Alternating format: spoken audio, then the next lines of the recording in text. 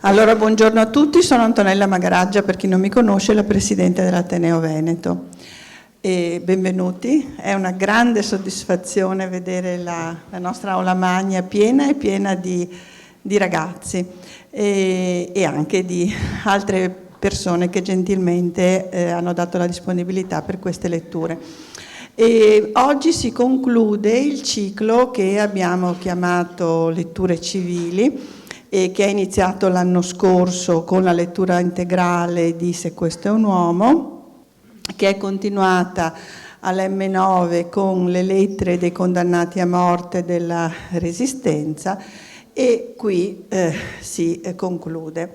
Devo dire che è stata una scommessa quando la professoressa Losacco, che adesso recita il ruolo della mera organizzatrice ma è stato il motore diciamo ideale e anche come dire materiale di queste iniziative, quando me l'ha proposto lei pensava che io le dicessi di no, perché era un'impresa praticamente impossibile mettere insieme tante persone, erano 150 Margherita la prima volta e tutte anche molto di varia estrazione, insomma, e io invece le ho detto subito sì, perché bisogna buttare il cuore oltre l'ostacolo e abbiamo visto che è stata una, come dire, grande esperienza, perché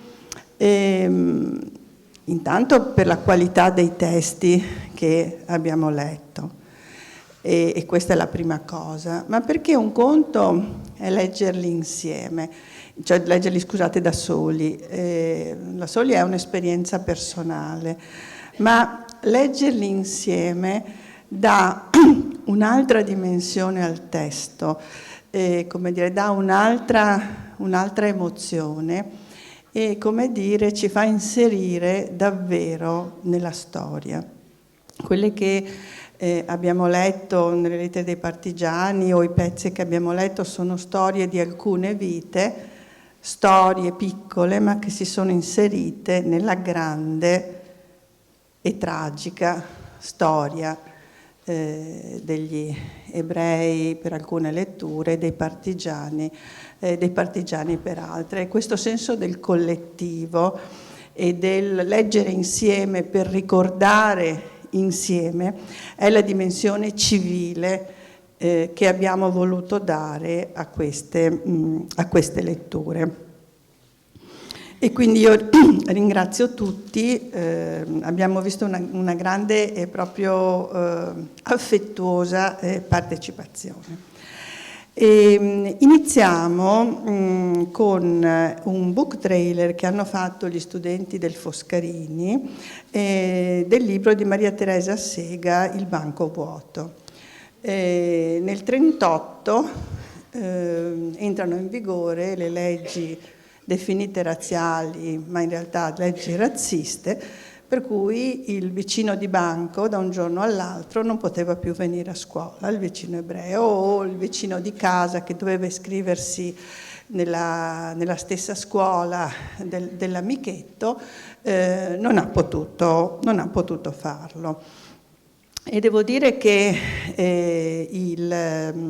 chi aveva compiti organizzativi e di comando, di direzione, ha eseguito inflessibilmente queste leggi. Molto pochi sono stati coloro che non le hanno eseguite. Anche l'Ateneo Veneto ha avuto la sua parentesi di vergogna, perché quando è stato chiesto al presidente di allora chi fossero i soci ebrei, in maniera molto solerte sono stati mandati gli elenchi dei soci, alcuni dei quali espulsi, altri si sono esclusi da soli, e questa targa che vedete qui, che è stata posta molto di recente, ricorda questo periodo. Quindi tutti noi abbiamo avuto una parte di responsabilità in questa, che è stata solo la prima disonorevole pagina di storia a cui è seguito nel 1943 il momento in cui gli ebrei italiani, già esclusi dalle scuole, da alcune professioni, eccetera, diventano stranieri e nemici. Per cui lì si abbatte il furore nazifascista e lì è questione di vita. E lì diciamo che forse gli italiani qualche pagina migliore, gli italiani non ebrei, l'hanno saputa scrivere. E non voglio continuare perché devono parlare le immagini di questo book trailer, e chiedo alla regia di poterlo mandare con un grande ringraziamento. Scusate, un applauso questa volta sì ve lo chiedo per la professoressa Losacco, che è stato il motore di questo.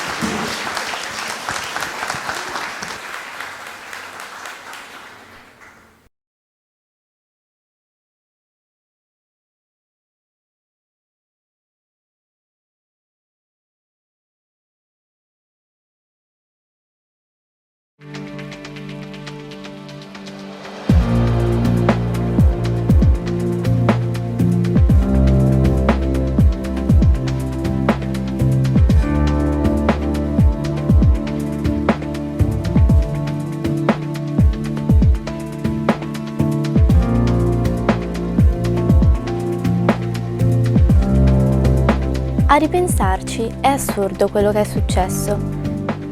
Ed è successo qui, a Venezia, in tutte le scuole.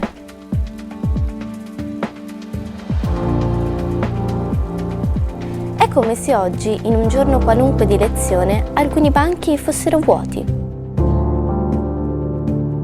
Ma i nostri compagni non sono ammalati, non sono in gita e non hanno marinato la scuola. Sono assenti perché lo ha voluto lo Stato. Anche la nostra insegnante all'improvviso è scomparsa. Era il 1938 e il razzismo diveniva legge di Stato. L'esclusione, l'umiliazione, l'indifferenza sconvolsero la vita degli ebrei veneziani.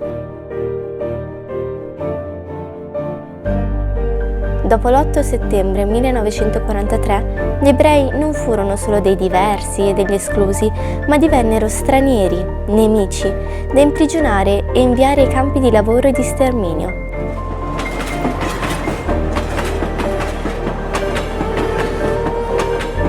Ma come reagì la comunità ebraica? E come reagirono i veneziani di allora? Un libro raccoglie le testimonianze di coloro che si sono salvati e dei giusti, quei veneziani che non hanno perso la loro umanità.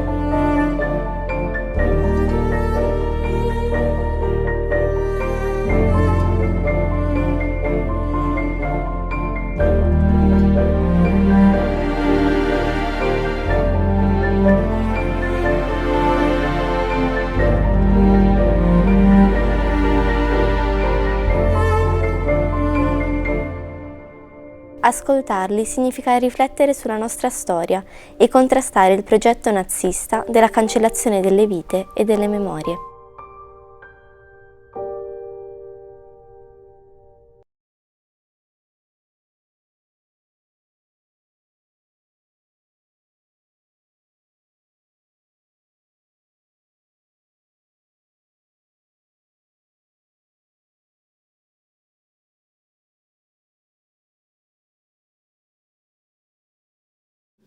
Buongiorno a tutti, noi siamo dei ragazzi del liceo classico artistico e musicale Marco Polo di Venezia e diciamo che siamo qui per presentarvi il nostro lavoro. Un minuto per accordarci e poi presenteremo l'esibizione di oggi.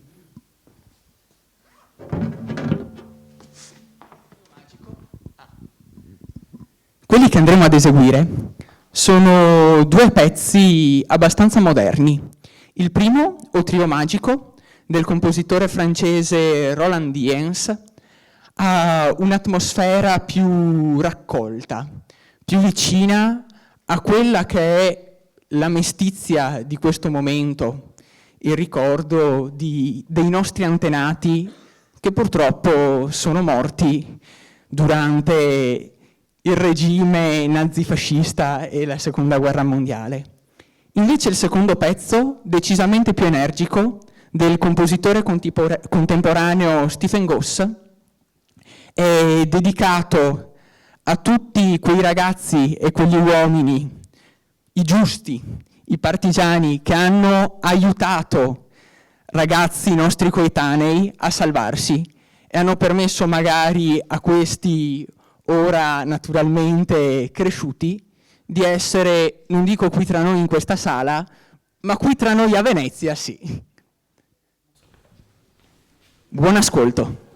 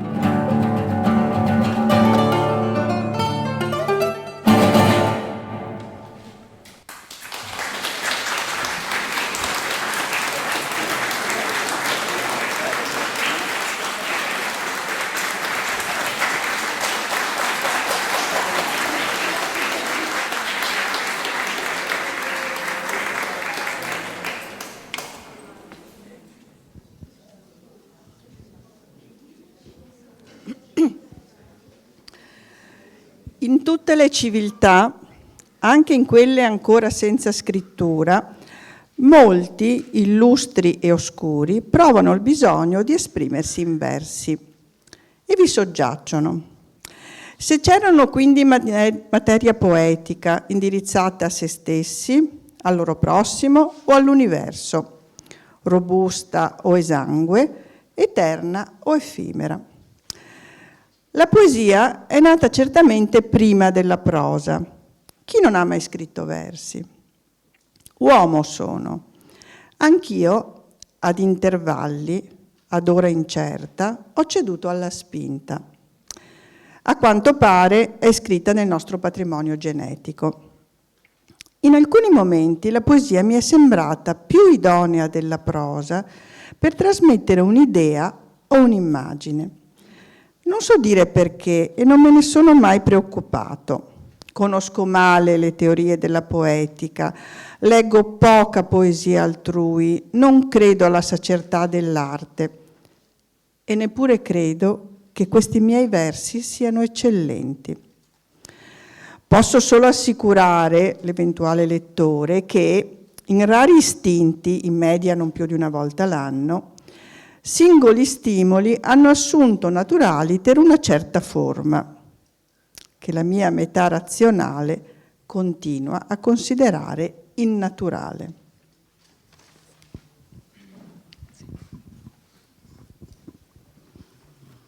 Crescenzago, tu forse non l'avevi mai pensato, ma il sole sorge pure a Crescenzago.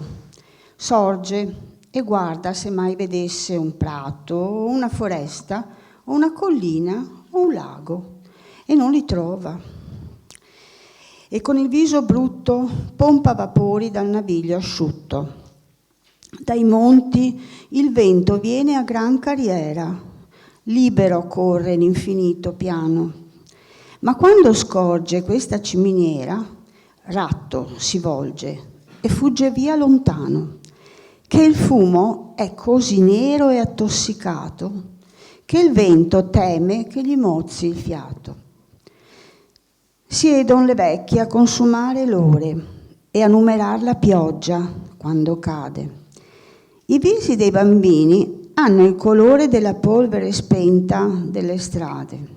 E qui le donne non cantano mai, ma rauco e assiduo sibila al tramvai. A Crescenzago ci sta una finestra e dietro una ragazza si scolora. Ha sempre l'ago e il filo nella destra, cuce e rammenda e guarda sempre l'ora. E quando fischia l'ora dell'uscita, sospira e piange, e questa è la sua vita.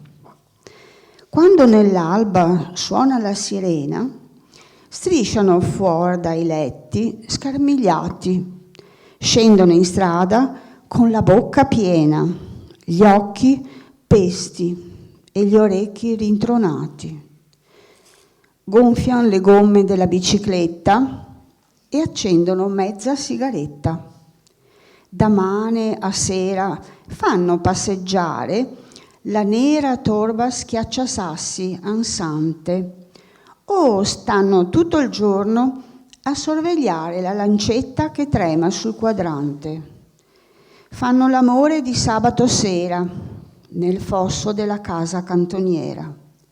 Crescenzago, febbraio 1943.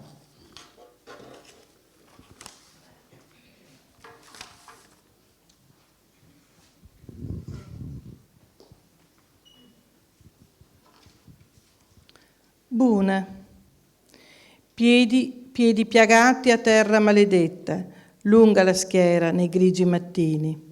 Fuma la buna dai 1000 camini. Un giorno come ogni giorno ci aspetta. Terribili nell'alba le sirene, voi moltitudini dai visi spenti, sull'orrore monotono del fango è nato un altro giorno di dolore. Compagno stanco, ti vedo nel cuore, ti leggo gli occhi, compagno dolente. Hai dentro il petto freddo, fame, niente. Hai rotto dentro l'ultimo valore. compagno grigio. Fosti un uomo forte, una donna ti camminava al fianco. Compagno vuoto che non hai più nome, un deserto che non ha più pianto, così povero che non hai più male, così stanco che non hai più spavento. Uomo spento che fosti un uomo forte. Se ancora ci trovassimo davanti, lassù, nel dolce mondo sotto il sole, con quale viso ci staremmo a fronte?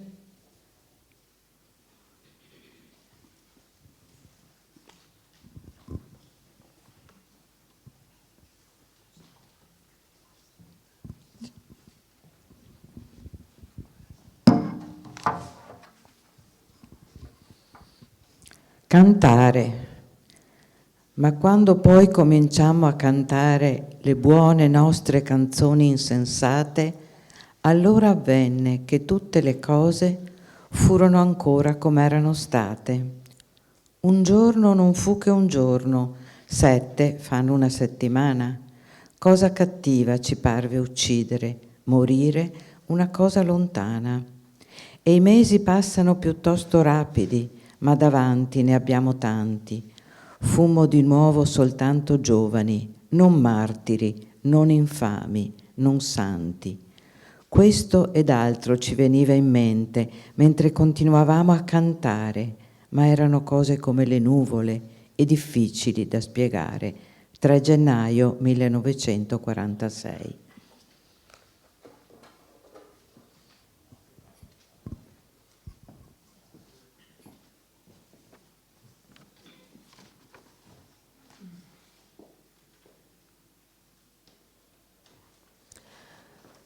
«25 febbraio 1944.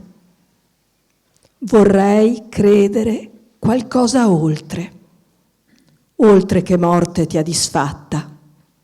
Vorrei poter dire la forza con cui desiderammo allora, noi già sommersi, di poter ancora, una volta insieme, camminare liberi sotto il sole.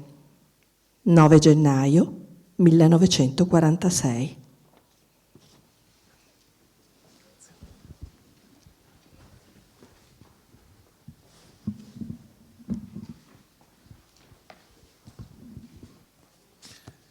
Il canto del corvo.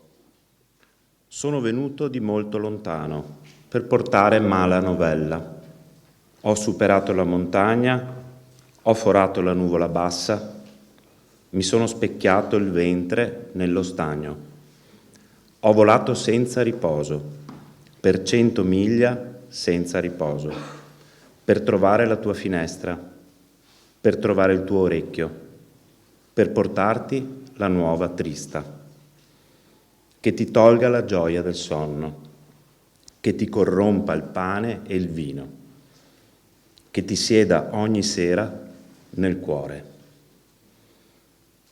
Così cantava turpe danzando, di là dal vetro sopra la neve. Come tacque, guardò maligno, segnò col becco il suolo in croce e tese, aperte, le ali nere. 9 gennaio 1946. Shema, 10 gennaio 1946. Voi che vivete sicuri nelle vostre tiepide case, voi che trovate tornando a sera il cibo caldo e visi amici,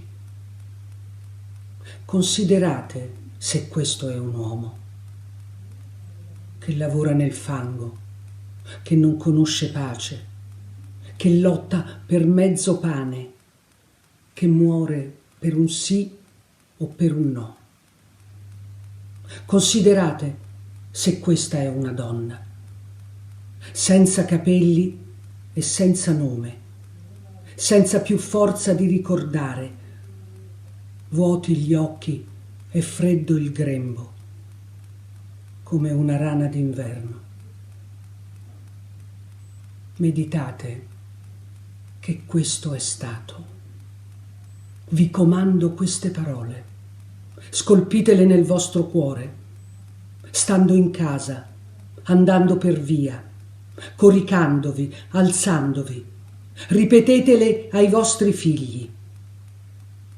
O vi si sfaccia la casa, la malattia vi impedisca, i vostri nati torcano il viso da voi.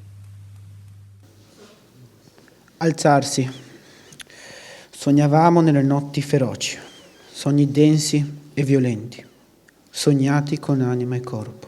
Tornare, mangiare, raccontare, finché suonava, breve e sommesso, il comando dell'alba, Vstavat, e si spezzava in petto il cuore.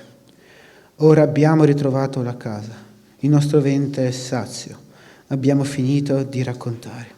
È tempo, presto udremo ancora il comando straniero, Vstavat. 11 gennaio 1946.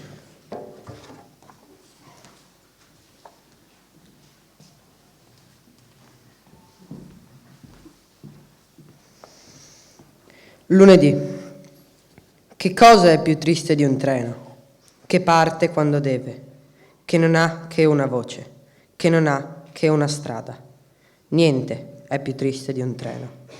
O forse un cavallo da tiro, è chiuso fra due stanghe, non può neppure guardarsi a lato. La sua vita è camminare.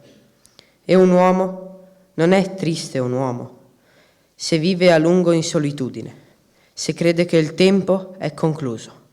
Anche un uomo è una cosa triste. 17 gennaio 1946.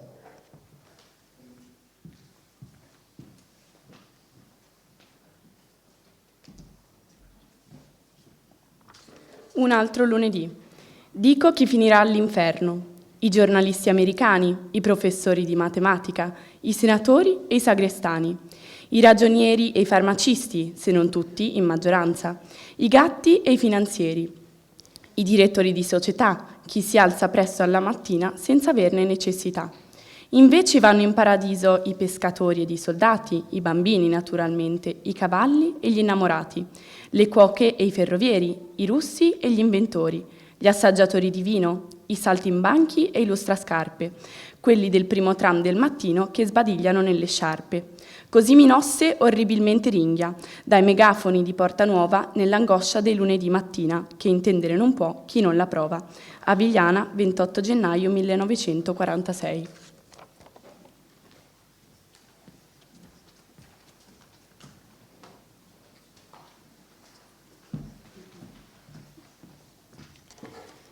Da Rainer Maria Rilke. Signore, è tempo, già fermenta il vino. Il tempo è giunto di avere una casa o rimanere a lungo senza casa. È giunto il tempo di non essere soli, oppure a lungo rimarremo soli. Sopra i libri consumeremo l'ore, o da scrivere lettere lontano, lunghe lettere dalla solitudine, ed andremo per viali avanti e indietro, inquieti, mentre cadono le foglie. 29 gennaio 1946.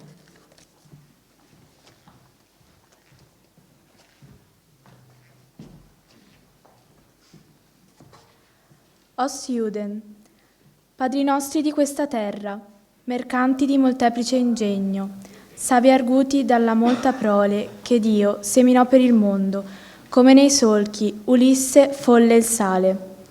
Vi ho ritrovati per ogni dove, molti come l'arena del mare, voi popolo di altera cervice, tenace, povero, seme umano. 7 febbraio 1946.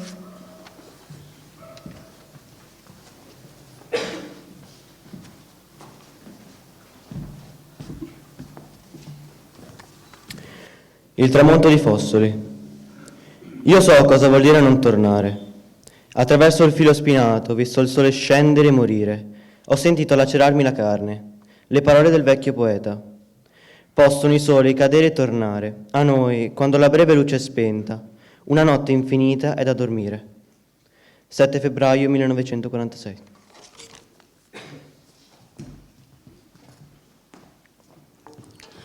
«11 febbraio 1946. Cercavo te nelle stelle. quando le interrogavo bambino. Ho chiesto te alle montagne, ma non mi diedero che poche volte solitudine e breve pace, perché mancavi. Nelle lunghe sere meditai la bestemmia insensata, che il mondo era uno sbaglio di Dio, io uno sbaglio nel mondo. E quando, davanti alla morte, ho gridato di no da ogni fibra, che non avevo ancora finito, che troppo ancora dovevo fare, era perché mi stavi davanti, tu, con me accanto, come oggi avviene. Un uomo, una donna, sotto il sole. Sono tornato perché c'eri tu.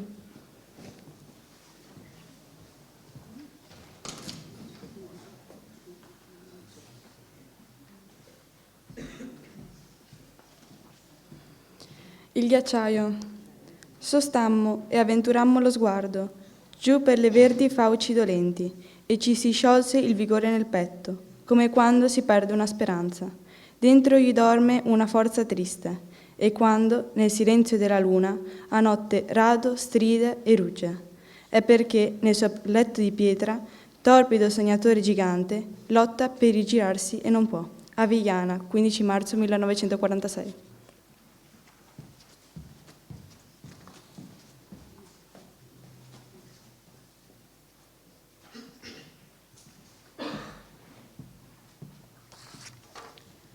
La strega, a lungo sotto le coltri, si strinse contro il petto la cera, finché divenne molle e calda. Sorse allora e con dolce cura, con amorosa paziente mano, ne ritrasse l'effigie viva dell'uomo che le stava nel cuore. Come finì, gettò sul fuoco foglie di quercia, di vite ed olivo, e l'immagine che si distruggesse. Si sentì morire di pena, perché l'incanto era avvenuto, e solo allora poté piangere. Avigliana, 23 marzo 1946.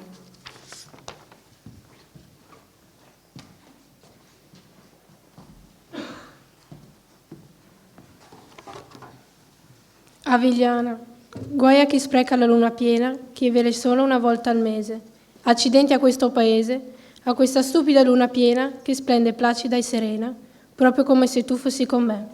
E c'è perfino un usignolo, come nei libri del secolo scorso, ma io gli ho fatto prendere il volo, lontano, dall'altra parte del fosso. Lui cantare ed io star solo, è davvero una cosa che non va. Le lucciole le ho lasciate stare, ce n'erano molte per tutto il sentiero. Non perché ti somiglino nel nome, ma son bestioli così miti e care che fanno svaporare ogni pensiero. E se un giorno ci vorremmo lasciare, e se un giorno ci vorremmo sposare, spero che venga di giugno quel giorno e ci siano lucciole tutto intorno, come stasera, che tu non sei qui. 28 giugno 1946.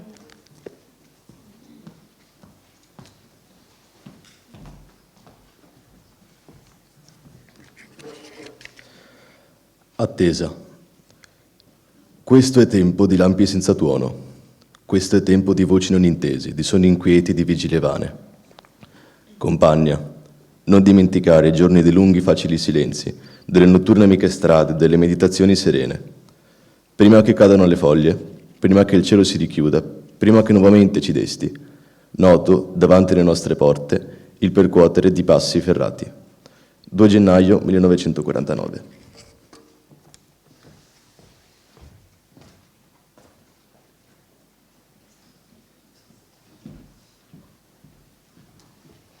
Epigrafe. O tu che segni, passeggero del colle, uno fra i molti, questa non più solitaria neve. Porgimi ascolto, ferma per pochi istanti il tuo corso, qui dove m'hanno sepolto, senza lacrime, i miei compagni, dove per ogni estate di me nutrita cresce, più folta e verde che altrove, l'erba mite del campo. Da non molti anni qui giaccio io, micca partigiano, spento dai miei compagni per mia non lieve colpa. Né molti più ne avevo quando l'ombra mi colse. Passeggero, non chiedo a te né ad altri perdono, non preghiera né pianto, non singolare ricordo. Solo una cosa chiedo, che questa mia pace duri, che perenni su me s'avvicendino il caldo ed il gelo, senza che nuovo sangue, filtrato attraverso le zolle, penetri fino a me col suo calore funesto, destando una nuova doglia, quest'ossa oramai fatte pietra. 6 ottobre 1952.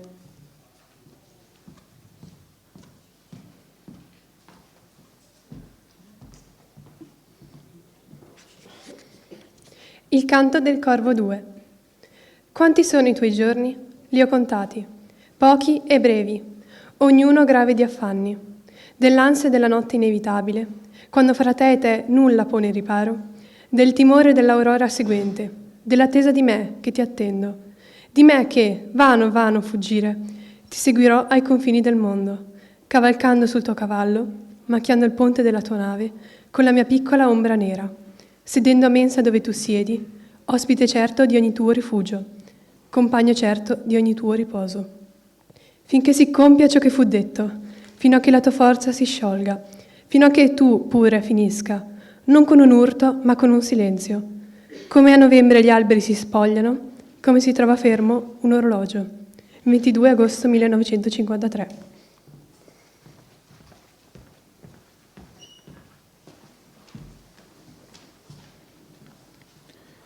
Erano 100 uomini in arme. Quando il sole sorse nel cielo, tutti fecero un passo avanti.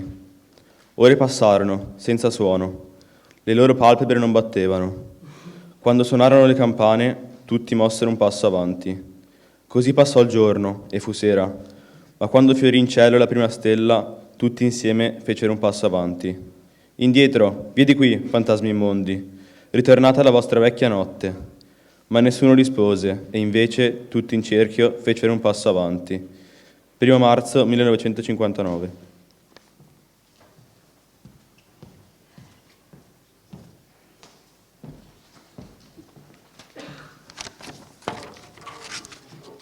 Per Adolf Eichmann. Corre libero il vento per le nostre pianure, eterno pulsa il mare vivo alle nostre spiagge. L'uomo feconda la terra gli dà fiori e frutti. Vive in travaglio e in gioia, spera e teme, procrea dolci figli. E tu sei giunto, nostro prezioso nemico, tu creatura deserta, uomo cerchiato di morte. Che saprai dire ora davanti al nostro consesso? Giurerai per un Dio? Quale Dio? Salterai nel sepolcro allegramente? O ti dorrai, come in ultimo l'uomo operoso si duole? Cui fu vita breve, per l'arte sua troppo lunga, dell'opera tua trista non compiuta, dei 13 milioni ancora vivi. Oh figlio della morte, non ti auguriamo la morte, possa tu vivere a lungo quanto nessuno mai visse, possa tu vivere insonne 5 milioni di notti e visitarti ogni notte la doglia di ognuno che vide, rinserrarsi la porta che tolse la via del ritorno, intorno a sé farsi buio, l'aria gremirsi di morte. 20 luglio 1960.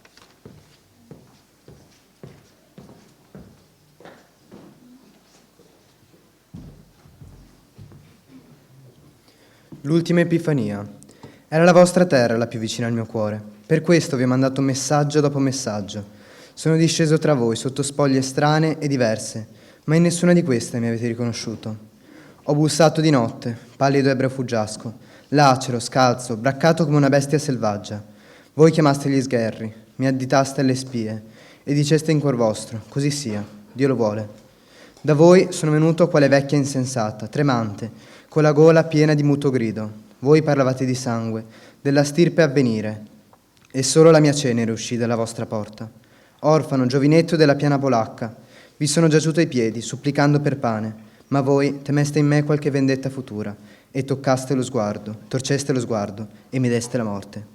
E venni qual prigioniero, e quale servo in catene, di cui si fa mercato, cui si addice la frusta. Voi volgeste le spalle al livido schiavo cencioso. Ora vengo da giudice. Mi conoscete adesso? 20 novembre 1960.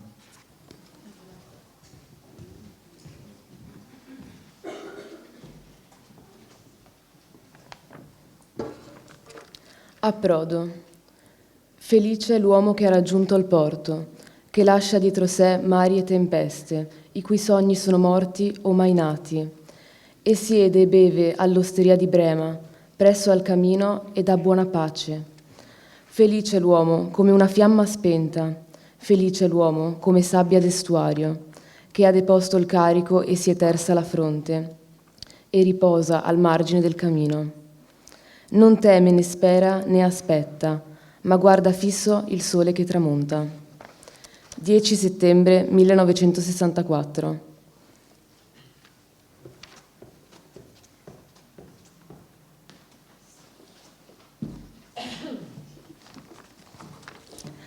Lilith. Lilith, nostra seconda parente, da Dio creata con la creta stessa che servì per Adamo. Lilith dimora in mezzo alla risacca, ma emerge a luna nuova e vola inquieta per le notti di neve, irrisoluta fra la terra e il cielo. Vola in volta ed in cerchio, fruscia improvvisa contro le finestre, dove dormono i bimbi appena nati. Li cerca e cerca di farli morire. Perciò sospenderai sui loro letti il medaglione con 3 parole, ma è tutto vano in lei, ogni sua voglia. Si è congiunta con Adamo dopo il peccato, ma di lei non son nati che spiriti senza corpo né pace. Sta scritto nel gran libro che è donna bella fino alla cintura, il resto è fiamma fatua e luce pallida. 25 maggio 1965.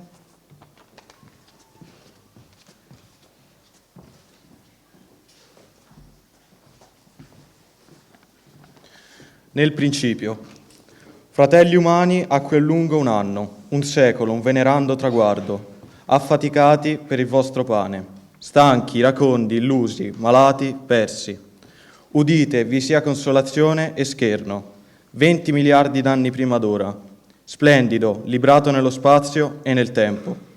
Era un globo di fiamma, solitario, eterno, nostro Padre comune e nostro carnefice, ed esplose, ed ogni mutamento prese inizio.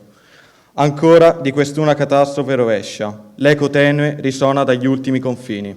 Da quell'unico spasimo tutto è nato, lo stesso abisso che ci avvolge e ci sfida, lo stesso tempo che ci partorisce e travolge, ogni cosa che ognuno ha pensato, gli occhi di ogni donna che abbiamo amato, e 1000 soli, e questa mano che scrive. 13 agosto 1970.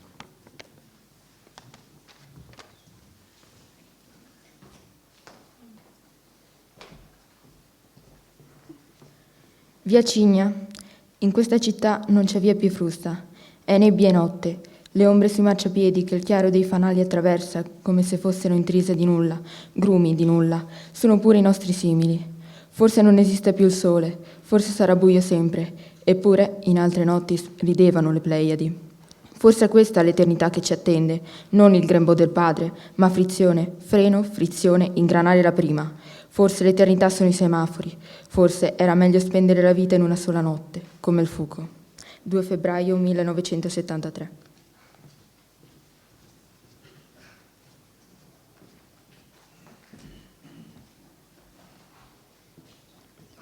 Le stelle nere.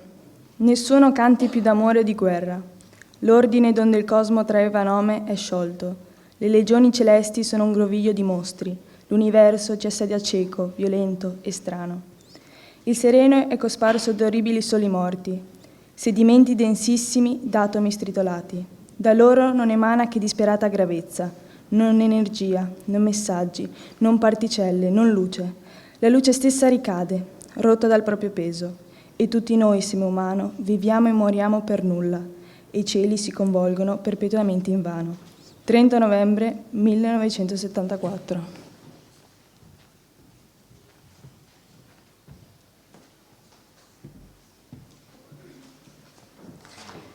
Congedo.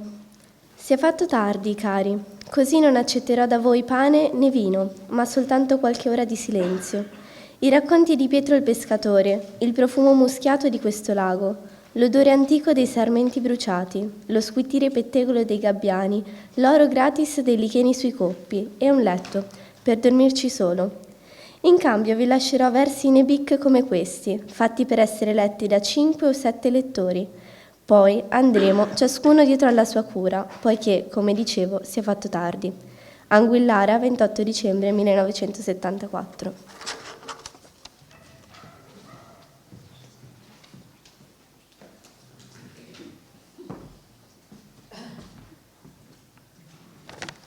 Plinio. Non trattenetemi, amici, lasciatemi salpare. Non andrò lontano, solo fino all'altra sponda. Voglio osservare da presso quella nuvola fosca che sorge sopra il Vesuvio e ha forma di pino, scoprire d'onde viene questo chiarore strano. Non vuoi seguirmi, nipote? Bene, rimani e studia. Ricopiami le note che ti ho lasciato ieri. La cenere non dovete temerla, cenere sopra cenere, cenere siamo noi stessi. Non ricordate Epicuro? Presto, approntate la nave, poiché già si fa notte, notte a mezzo meriggio, portento mai visto prima. Non temere, sorella, sono cauto ed esperto. Gli anni che m'hanno incurvato non sono passati invano. Tornerò presto, certo. Concedimi solo il tempo di traghettare, osservare i fenomeni e ritornare, tanto che io possa domani trarne un capitolo nuovo per i miei libri, che spero ancora vivranno, quando da secoli gli atomi di questo mio vecchio corpo turbineranno sciolti nei vortici dell'universo, o rivivranno in un'aquila, in una fanciulla, in un fiore. Marinai, obbedite, spingete la nave in mare. 23 maggio 1978.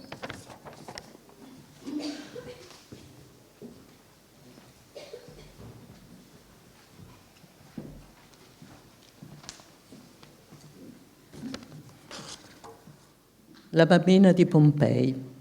Poiché l'angoscia di ciascuno è la nostra, ancora riviviamo la tua, fanciulla scarna, che ti sei stretta convulsamente a tua madre, quasi volessi ripenetrare in lei, quando al meriggio il cielo si è fatto nero.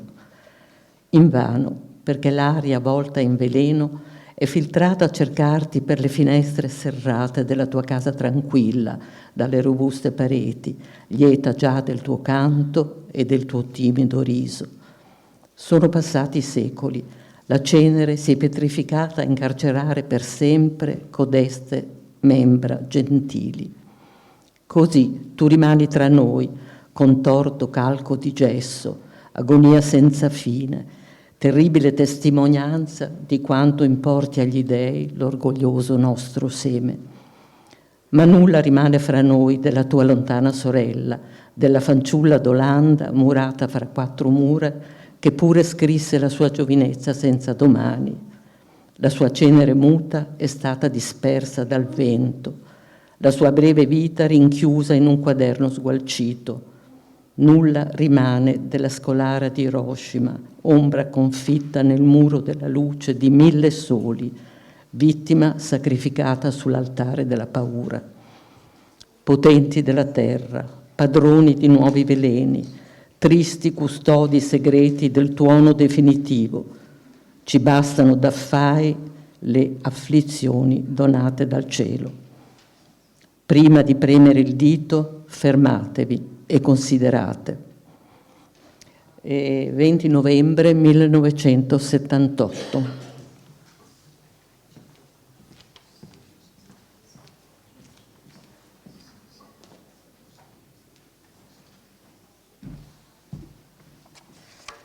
Huayna Capac.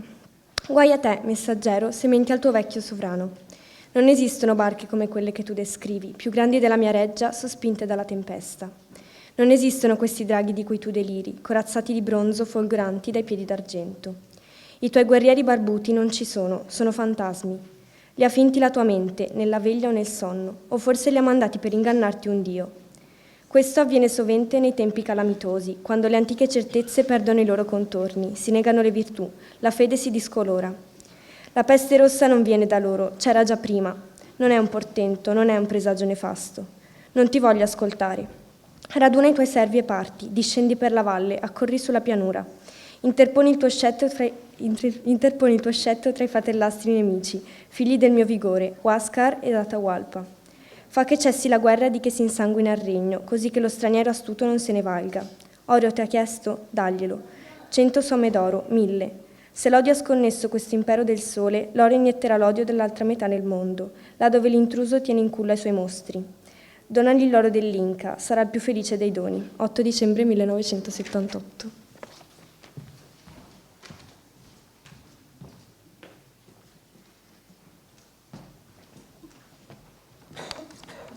I gabbiani di Settimo. Di meandro in meandro, anno per anno, i signori del cielo hanno risalito il fiume lungo le sponde, su dalle foci impetuose. Hanno dimenticato la risacca e il salino, le cacce astute e pazienti, i granchi ghiotti, Super Crespino, Polesella, Ostiglia, i nuovi nati più risoluti dei vecchi, oltre Luzzara, oltre Via Dana spenta, ingolositi dalle nostre ignobili discariche, d'ansia ed ansia più pingui. Hanno esplorato le nebbie di Caorso, i rami pigri fra Cremona e Piacenza, retti dal fiato tepido dell'autostrada, stridendo mesti nel loro breve saluto. Hanno sostato alla bocca del Ticino, tessuto nidi sotto il ponte di Valenza, tra grumi di catrame e lembi di polietilene. Han valeggiato a monte, oltre Casale e Chivasso, fuggendo il mare, attratti dalla nostra abbondanza. Ora planano inquieti sul Settimo Torinese, in memoria del passato, frugano i nostri rifiuti. 9 aprile 1979.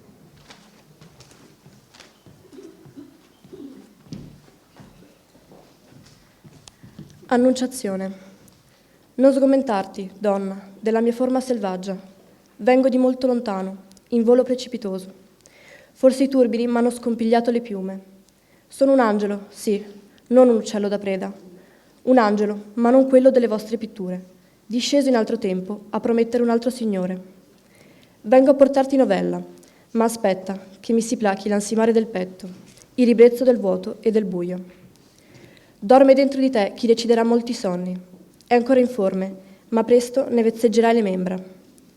Avrà virtù di parola ed occhi di fascinatore. Predicherà l'abominio, sarà creduto da tutti. Lo seguiranno a schiere, baciando le sue orme, giubilanti e feroci, cantando e sanguinando. Porterà la menzogna nei più lontani confini. Dominerà nel terrore, sospetterà veleni, nell'acqua delle sorgenti, nell'aria degli altipiani. Vedrà l'insidia negli occhi chiari dei nuovi nati. Morrà non sazio di strage, lasciando semenza d'odio. È questo il germe che cresce di te. Rallegrati, donna. 22 giugno 1979.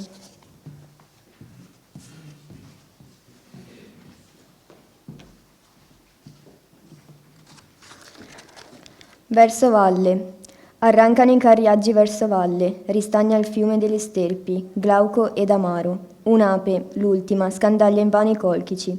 Lente, turgide d'acqua, scoscendono le frane. La nebbia sale fra i larici, rapida come chiamata. Invano l'ho inseguita col mio passo grave di carne. Presto ricadrà in pioggia, la stagione è finita. La nostra metà del mondo naviga verso l'inverno e presto avranno fine tutte le nostre stagioni. Fin quando mi obbediranno queste buone membra? È fatto tardi per vivere e per amare, per penetrare il cielo e per comprendere il mondo. È tempo di discendere verso valle, con visi chiusi e muti, a rifugiarci all'ombra delle nostre cure. 5 settembre 1979.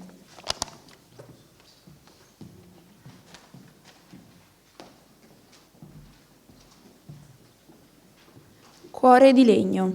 Il mio vicino di casa è robusto. È un ipocastano di Corso Re Umberto. Ha la mia età, ma non la dimostra. Alberga passeri e merli e non ha vergogna, in aprile, di spingere gemme e foglie, fiori fragili a maggio, a settembre ricci dalle spine innocue con dentro lucide castagne tanniche. È un impostore, ma ingenuo. Vuole farsi credere emulo del suo bravo fratello di montagna, signore di frutti dolci e di funghi preziosi. Non vive bene. Gli calpestano le radici i tram numero 8 e 19, ogni 5 minuti. Ne rimane intronato e cresce storto, come se volesse andarsene. Anno per anno succhia lenti veleni dal sottosuolo saturo di metano. È abbeverato d'orina di cani. Le rughe del suo sughero sono intasate dalla polvere settica dei viali. Sotto la scorza pendono crisali di morte, che non saranno mai farfalle. Eppure, nel suo tardo cuore di legno, sente e gode il tornare delle stagioni. 10 maggio 1980.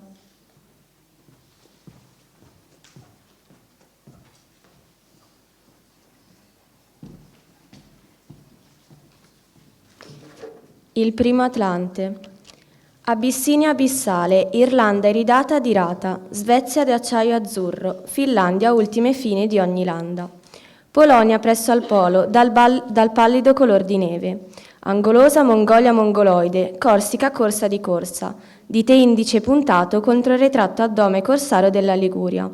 Argentina sonante di sonagli, appesi al collo di 1000 vacche argentate. Brasile cotto dalla brace dei tropici, angariata Ungheria, bollo bruniccio di goulash.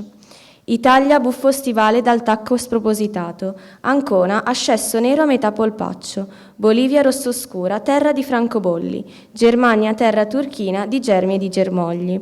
Grecia sfrangiata, pendula tetta di mucca, cinta da innumerevoli schizzi di latte rosa. Inghilterra imperterrita, austera lepida lady, sciancata e fulva, fiera del suo cappellino a pennacchio. Mar Nero, gatta che cova, Mar d'Azzo, il suo gattino, Malbartico in preghiera, inginocchiato sul ghiaccio. Mar Caspio, orso che balla, sul fango delle paludi. Toscana tossicata, pentola capovolta, il manico infilato nel bruno di un mezzo toscano. Cinica Cina, obliqua stampata su seta gialla, rinchiusa nella buraglia di nitido inchiostro di china. Panama di pagliette ben incollate e ritorte, Uruguay, Paraguay, pappagallini gemelli. Africa e Sud America, brutti ferri di lancia, librati a minacciare l'Antartide di nessuno. Nessuna delle terre scritte nel tuo destino ti parlerà il linguaggio di quel tuo primo Atlante. 28 giugno 1980.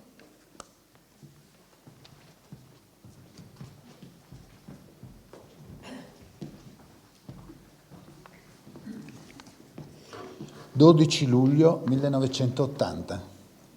Abbi pazienza, mia donna affaticata, abbi pazienza per le cose del mondo, per i tuoi compagni di viaggio, me compreso, dal momento che ti sono toccato in sorte. Accetta, dopo tanti anni, pochi versi scorbutici per questo tuo compleanno rotondo.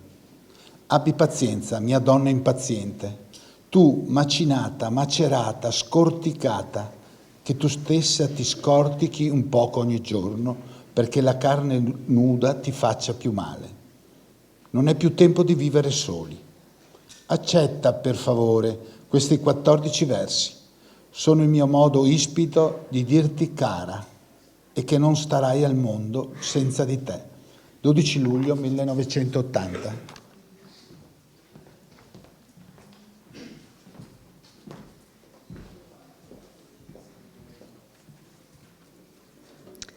Schiera bruna.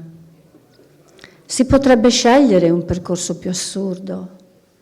In Corso San Martino c'è un formicaio, a mezzo metro dai binari del tram, e proprio sulla battuta della rotaia si dipana una lunga schiera bruna. S'ammusa l'una con l'altra formica, forse a spiar loro via e lor fortuna. Insomma, queste stupide sorelle, ostinate, lunatiche, operose, hanno scavato la loro città nella nostra, tracciato il loro binario sul nostro e vi corrono senza sospetto, infaticabili dietro i loro tenui commerci, senza curarsi di... Non lo voglio scrivere, non voglio scrivere di questa schiera, non voglio scrivere di nessuna schiera bruna. 13 agosto 1980.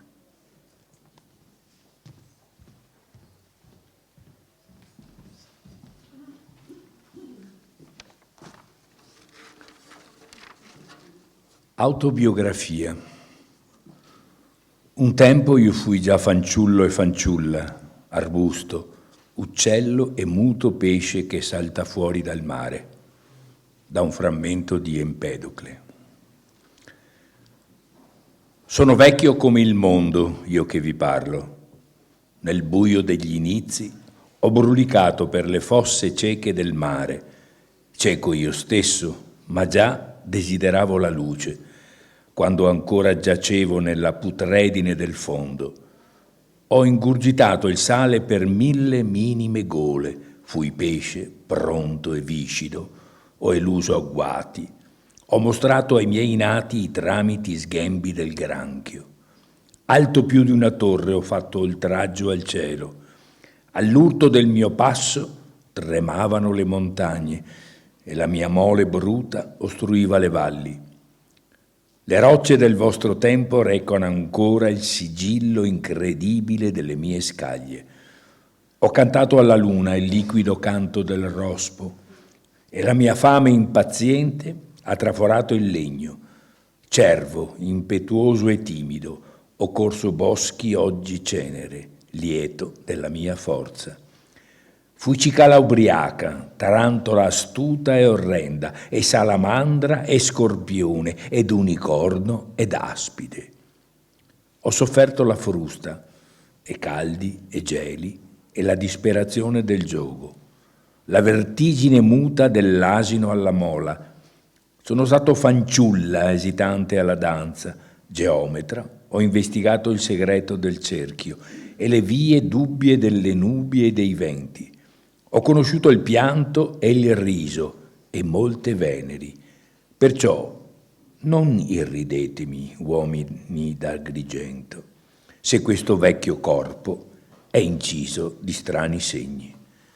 12 novembre 1980.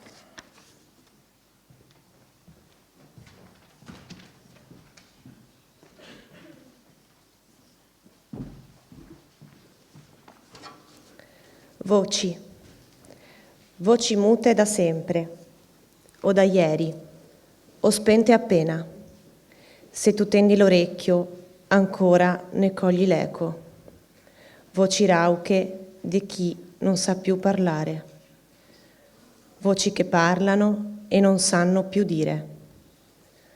Voci che credono di dire. Voci che dicono e non si fanno intendere. Cori e cimbali per contrabbandare un senso nel messaggio che non ha senso. Puro brusio per simulare che il silenzio non sia silenzio. A vous parle, compagne de Galles. Dico per voi, compagni di baldoria, ubriacati come me di parole. Parole spada, parole veleno, parole chiave e grimaldello. Parole sale, maschera e nepente. Il luogo dove andiamo è silenzioso o sordo. È il limbo dei soli e dei sordi. L'ultima tappa devi correrla sordo. L'ultima tappa devi correrla solo. 10 febbraio 1981.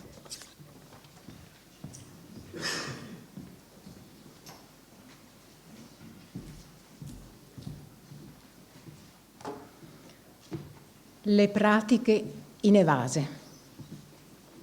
Signore, affare data dal mese prossimo, voglia accettare le mie dimissioni e provvedere, se crede, a sostituirmi. Lascio molto lavoro non compiuto, sia per ignavia sia per difficoltà obiettive. Dovevo dire qualcosa a qualcuno, ma non so più che cosa. L'ho scordato. Dovevo anche dare qualcosa a qualcuno, una parola saggia, un dono, un bacio. Ho rimandato da un giorno all'altro, mi scusi, provvederò nel poco tempo che resta. Ho trascurato, temo, clienti di riguardo. Dovevo visitare città lontane, isole, terre deserte. Le dovrà depennare dal programma o affidarle alle cure del successore. Dovevo piantare alberi e non l'ho fatto. Costruirmi una casa, forse non bella, ma conforme ad un disegno. Principalmente avevo in animo un libro meraviglioso, caro Signore, che avrebbe rivelato molti segreti, alleviato dolori e paure, sciolto dubbi, donato a molta gente il beneficio del pianto e del riso. Ne troverà la traccia nel mio cassetto, in fondo, tra le pratiche inevase. Non ho avuto tempo per svolgerla. È peccato. Sarebbe stata un'opera fondamentale. 19 aprile 1981.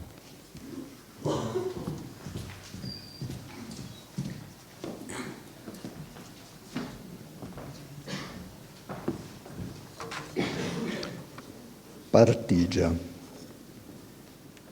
Dove siete, Partigia di tutte le valli?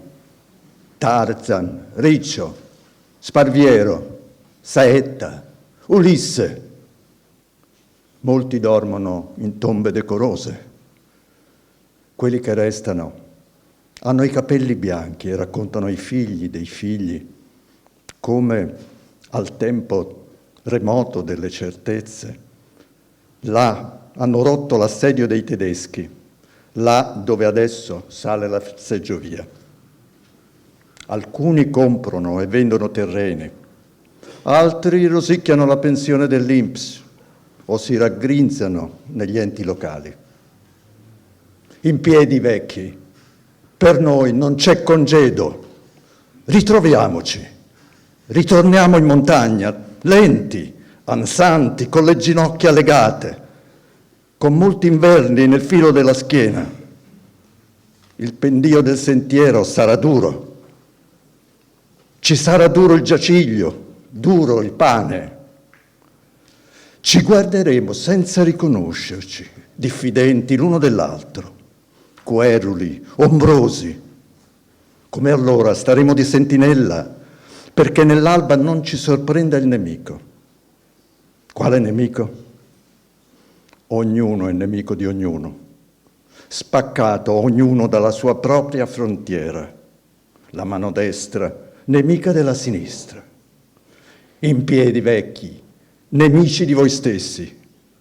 La nostra guerra non è mai finita.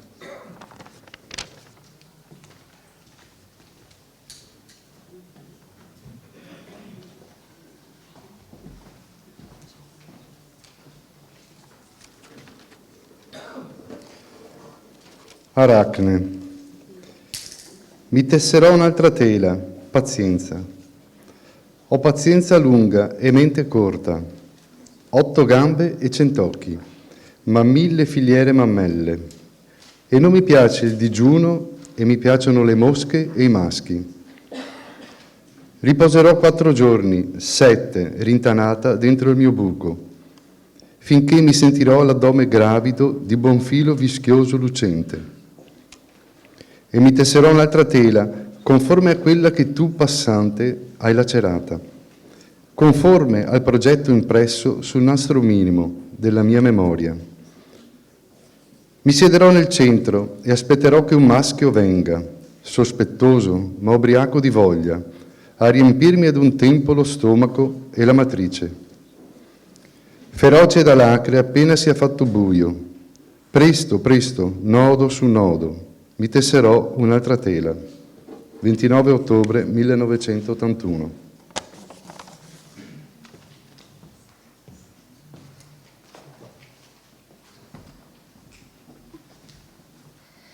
Duemila, 1000 più 1000, un traguardo, un filo di lana bianco, non più così lontano, forse nero o forse rosso. Chi lo potrebbe dire? Saperlo è infausto. Non è dato tentare interrogare i numeri di Babilonia. 11 gennaio 1982.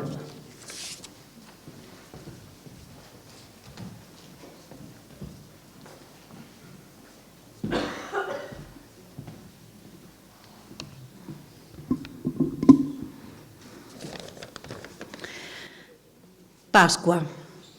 Ditemi, in cosa differisce questa sera dalle altre sere? In cosa, ditemi, differisce? In cosa differisce questa Pasqua dalle altre Pasque? Accendi il lume, spalanca la porta, che il pellegrino possa entrare, gentile o ebreo. Sotto i cenci si cela forse il profeta. Entri e sieda con noi. Ascolti, beva, canti e faccia Pasqua. Consumi il pane dell'afflizione. Agnello, malta dolce ed erba amara. Questa è la sera delle differenze, in cui si appoggia il gomito alla mensa perché il vietato diventa prescritto, così che il male si traduca in bene. Passeremo la notte a raccontare lontani eventi pieni di meraviglia e per il molto vino i monti cozzeranno come becchi. Questa sera si scambiano domande, il saggio, l'empio, l'ingenuo e l'infante, e il tempo capovolge con il suo corso. L'oggi il refluo negli ieri, come un fiume assiepato sulla foce, di noi ciascuno è stato schiavo in Egitto. Ha intriso di sudore paglia ed argilla, ed ha varcato il mare a piede asciutto. Anche tu, straniero, quest'anno in paura e vergogna, l'anno venturo, in virtù e giustizia. 9 aprile 1982.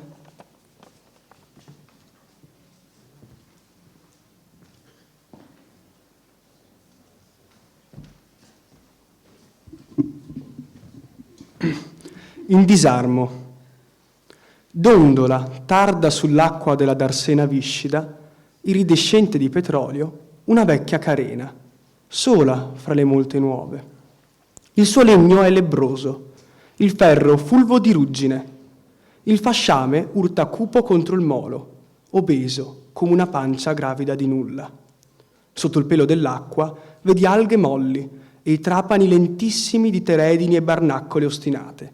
Sulla coperta torrida, macchie bianche di sterco di gabbiani calcinato, catrame ossidata al sole e vernice inutile, e macchie brune, temo di sterco umano, e ragnateli di sale. Non sapevo che ci fossero ragni anche annidati sulle navi in disarmo.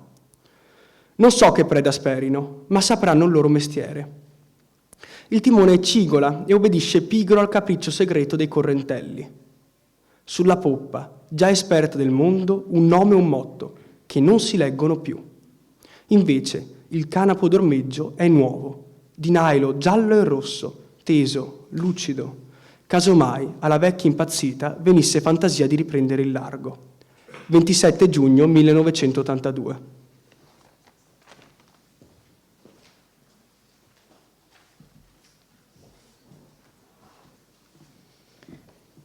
Vecchia talpa. Che c'è di strano? Il cielo non mi piaceva. Così ho scelto di vivere solo e al buio. Mi sono fatte mani buone a scavare, concave, adunche, ma sensitive e robuste. Ora navigo insonne, impercettibile sotto i prati, dove non sento mai freddo né caldo, né vento, pioggia, giorno, notte, neve, e dove gli occhi non mi servono più. Scavo e trovo radici succulente, tuberi, legno fradicio, ife di funghi, e se un macigno mi ostruisce la via, lo aggiro, con fatica ma senza fretta, perché so sempre dove voglio andare. Trovo lombrichi, larve e salamandre, una volta un tartufo, altra volta una vipera, buona a cena, e tesori sepolti da chissà chi. In altri tempi seguivo le femmine, e quando ne sentivo una grattare, mi scavavo la via verso di lei. Ora non più. Se capita, cambio strada. Ma a luna nuova mi prende il morbino, e allora qualche volta mi diverto a sbucare improvviso per spaventare i cani. 22 settembre 1982.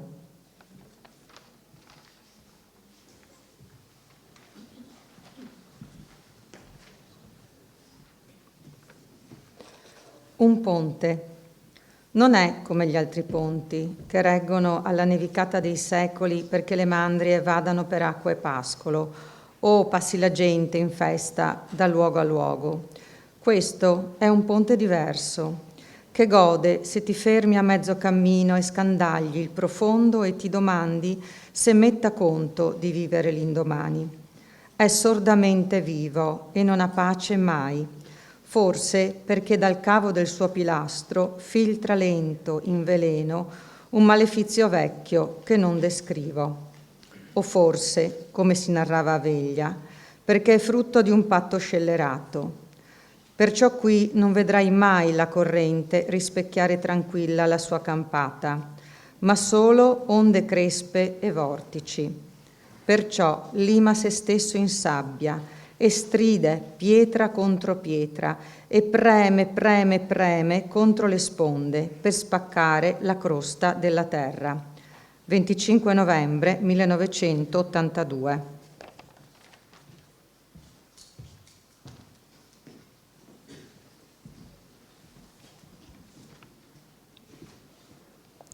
L'opera. Ecco, è finito, non si tocca più. Quanto mi pesa la penna in mano. Era così leggera poco prima.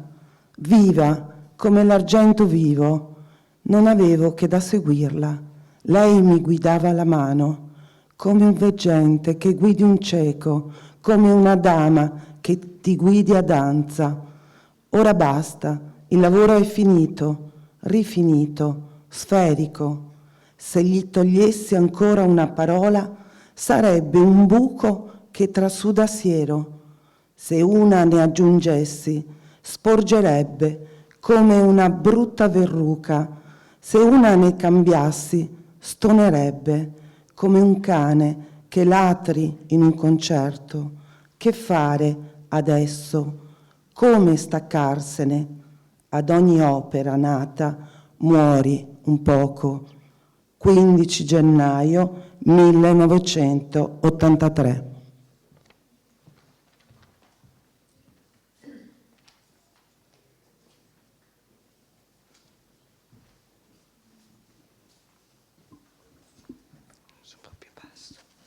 Un topo. È entrato un topo da non so che buco, non silenzioso come loro solito, ma presuntuoso, arrogante e bombastico. Era loquace, concettoso, equestre.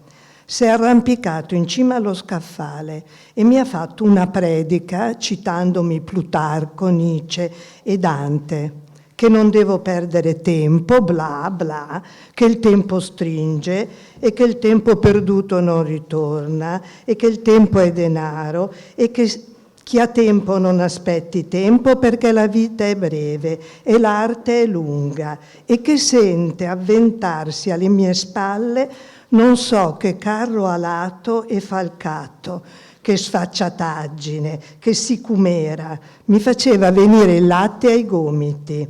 Forse che un topo sa che cosa è il tempo?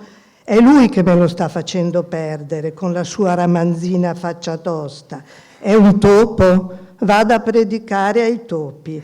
L'ho pregato di togliersi di torno. Che cosa è il tempo? Io lo so benissimo. Entra in molte equazioni della fisica, in vari casi persino al quadrato e con un esponente negativo. Ai casi miei provvedo io stesso, non ho bisogno dell'altrui governo.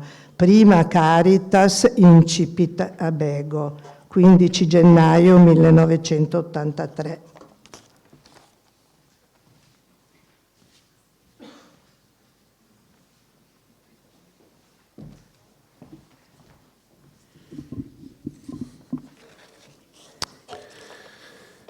Nachtwache. A che punto è la notte, sentinella? Ho sentito il gufo ripetere la sua concava nota presaga, stridere il pipistrello alla sua caccia, la biscia d'acqua frusciare sotto le foglie fradice dello stagno. Ho sentito voci vinose, impedite, irraconde, sonnolente, dalla bettola presso la cappella. Ho sentito bisbigli di amanti, risa e rantoli di voglie assolte, adolescenti mormorare in sogno, altri volgersi insonni per desiderio.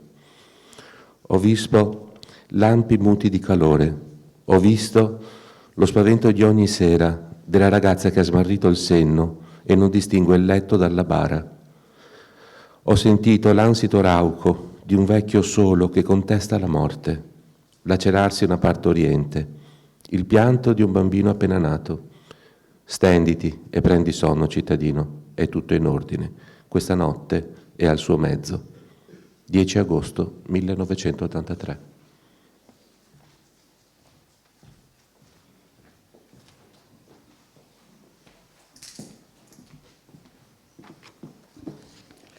Agave, non sono utile né bella, non ho colori lieti né profumi. Le mie radici rodono il cemento e le mie foglie, marginate di spine, mi fanno guardia, acute come spade.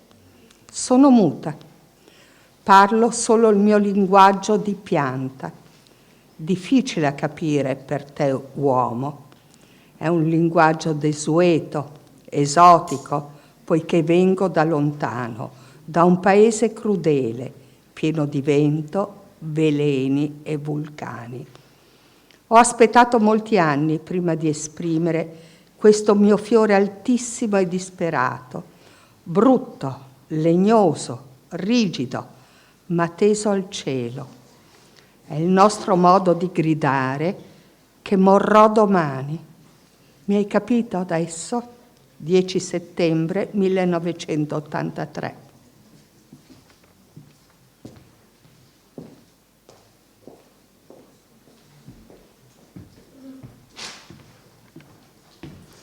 Meleagrina, tu, sangue caldo, precipitoso e grosso, che cosa sai di queste mie membra molli, fuori del loro sapore?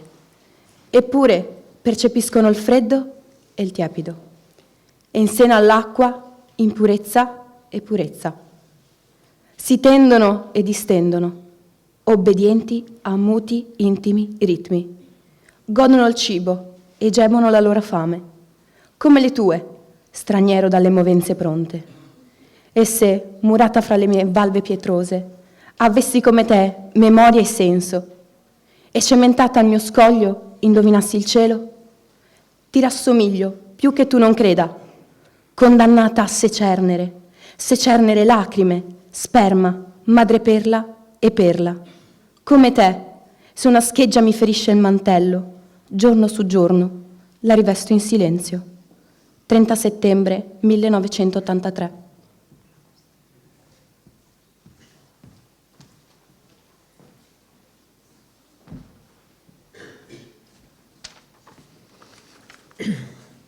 La chiocciola. Perché affrettarsi quando si è bene difesi? Forse che un luogo è migliore di un altro, purché non manchino l'umidore e l'erba? Perché correre e correre avventure quando basta rinchiudersi per aver pace? E se poi l'universo le si fa nemico, sa sigillarsi silenziosamente dietro il suo velo di calcare candido, negando il mondo e negandosi al mondo. Ma quando il prato è intriso di rugiada o la pioggia ha mansuefatto la terra, ogni tragitto è la sua via maestra, lastricata di bella bava lucida, ponte da foglia a foglia e da sasso a sasso. Naviga cauta, sicura e segreta, tenta la via con gli occhi telescopici, graziosa, ripugnante, logaritmica. Ecco, ha trovato il compagno o compagna ed assapora trepida, tesa e pulsante fuori del suo guscio, timidi incanti di ancipiti amori. 7 dicembre 1983.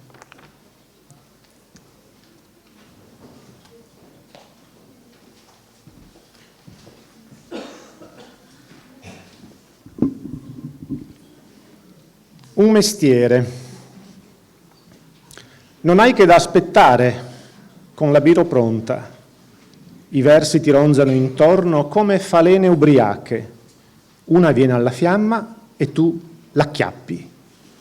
Certo non è finito, una non basta, ma è già molto, è l'inizio del lavoro. Le altre atterrano lì vicino a gara, in fila o in cerchio, in ordine o in disordine, semplici e quete e serve al tuo comando. Il padrone sei tu, non si discute.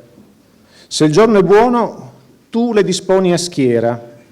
È un bel lavoro, vero? Onorato dal tempo, vecchio di 60 secoli e sempre nuovo, con regole precise oppure lasche o senza regole, come più ti piace.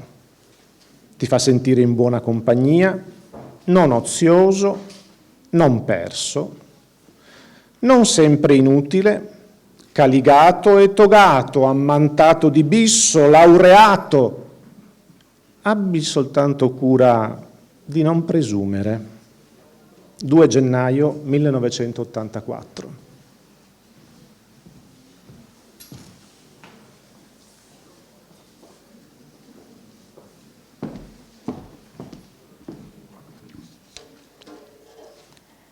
Fuga, roccia e sabbia e non acqua. Sabbia trapunta dai suoi passi, senza numero, fino all'orizzonte. Era in fuga e nessuno lo inseguiva. Ghiaione trito e spento, pietra rosa dal vento, scissa dal gelo alterno. Vento asciutto e non acqua. Acqua niente per lui, che solo d'acqua aveva bisogno. Acqua per cancellare, acqua feroce sogno, acqua impossibile per rifarsi mondo. Sole plumbeo e senza raggi, cielo e dune e non acqua. Acqua ironica, finta dai miraggi. Acqua preziosa, drenata in sudore. E in alto l'inaccessa acqua dei cirri. Trovò il pozzo e discese. Tuffò le mani e l'acqua si fece rossa. Nessuno poté berne mai più. 12 gennaio 1984.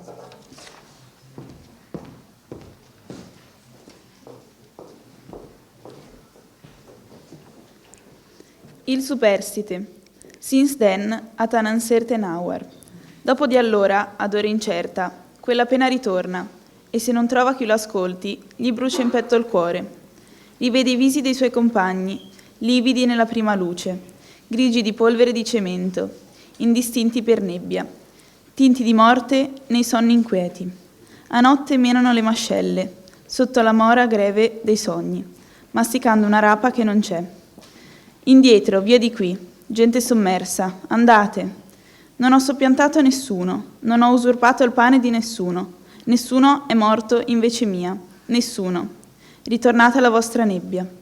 Non è mia colpa se vivo e respiro e mangio e bevo e dormo e vesto panni. 4 febbraio 1984.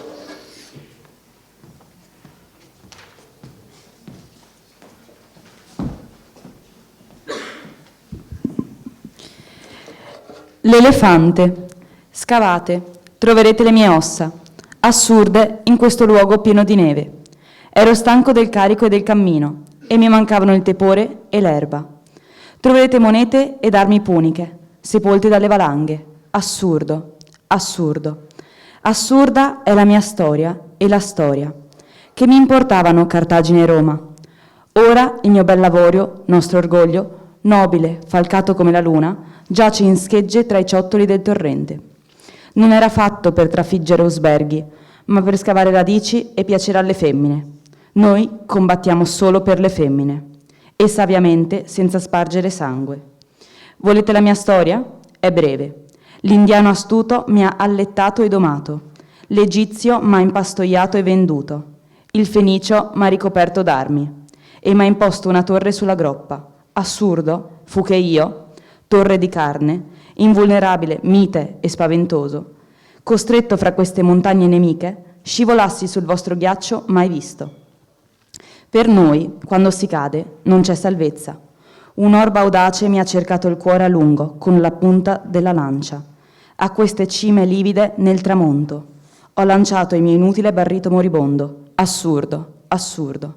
23 marzo 1984.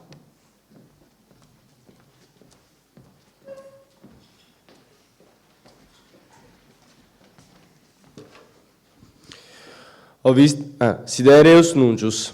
Ho visto Venere bicorne, navigare soave nel sereno. Ho visto valli e monti sulla luna, e Saturno trigemino. Io, Galileo, primo fra gli umani. 4 stelle a girarsi intorno a Giove, e la Via Lattea a scindersi, in legioni infinite di mondi nuovi. Ho visto, non creduto, macchie presaghe inquinare la faccia del sole.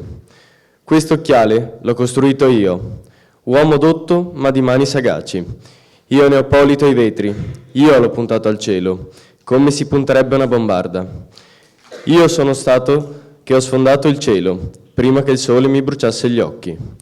Prima che il sole mi bruciasse gli occhi, ho dovuto piegarmi a dire che non vedevo quello che vedevo. Colui che m'ha vinto alla terra non scatenava terremoti né folgori. Era di voce dimessa e piana. Aveva la faccia di ognuno. L'avvoltoio che mi rode ogni sera ha la faccia di ognuno. 11 aprile 1984.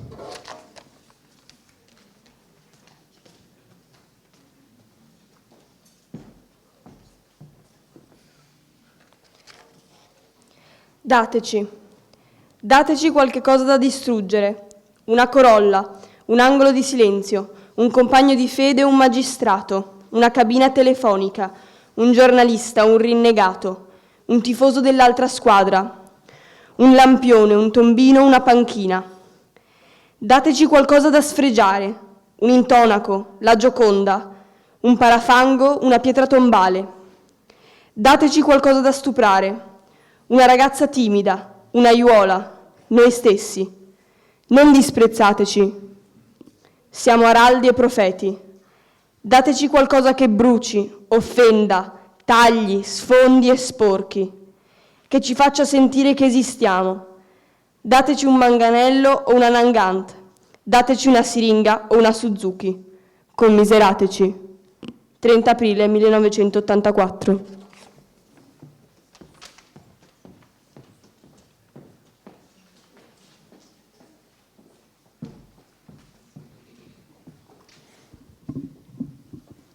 Scacchi. Solo la mia nemica di sempre, l'abominevole dama nera, ha avuto nervo pari al mio, nel soccorrere il suo re inetto. Inetto, imbelle pure il mio, s'intende. Fin dall'inizio è rimasto acquattato, dietro la schiera dei suoi bravi pedoni, ed è fuggito poi per la scacchiera. Sbieco, ridicolo, in passetti impediti. Le battaglie non son cose da re. Ma io, se non ci fossi stata io, torri e cavalli, sì, ma io, potente e pronta, dritta e diagonale, lungiportante come una balestra, ho perforato le loro difese. Hanno dovuto chinare la testa, i neri fraudolenti ed arroganti, la vittoria ubriaca come un vino. Ora tutto è finito, sono spenti l'ingegno e l'odio. Una gran mano ci ha spazzati via, deboli e forti, savi, folli e cauti, i bianchi e i neri alla rinfusa, esanimi. Poi ci ha gettati con scroscio di ghiaia dentro la scatola buia di legno ed ha chiuso il coperchio. Quando un'altra partita? 9 maggio 1984.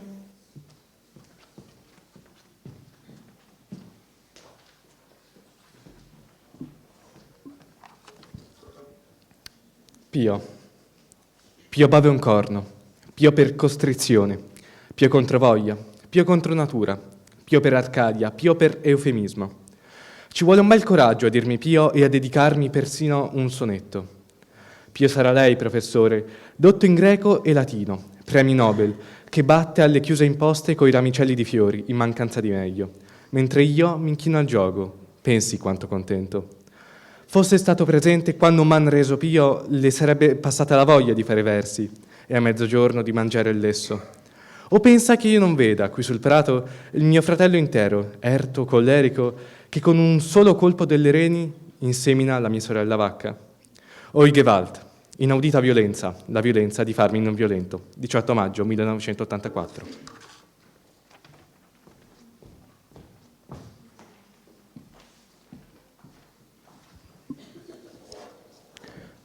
Scacchi 2.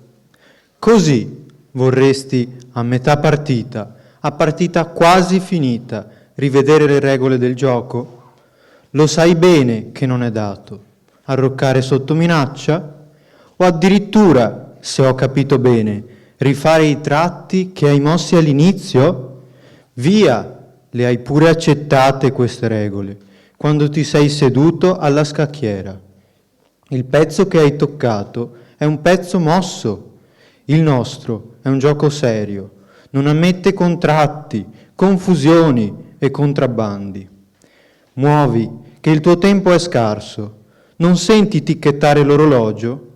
Del resto, perché insistere? Per prevedere i miei tratti ci vuole altra sapienza che la tua. Lo sapevi fin da principio che io sono il più forte. 23 giugno 1984.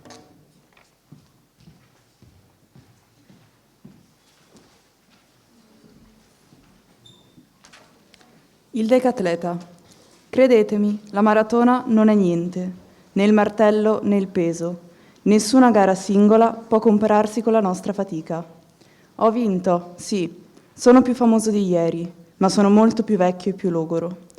Ho corso i 400 come uno sparviero, senza pietà per quello che mi stava a spalla. Chi era? Uno qualunque, un novizio, uno mai visto prima, un tapino del terzo mondo, ma chi ti corre accanto è sempre un mostro.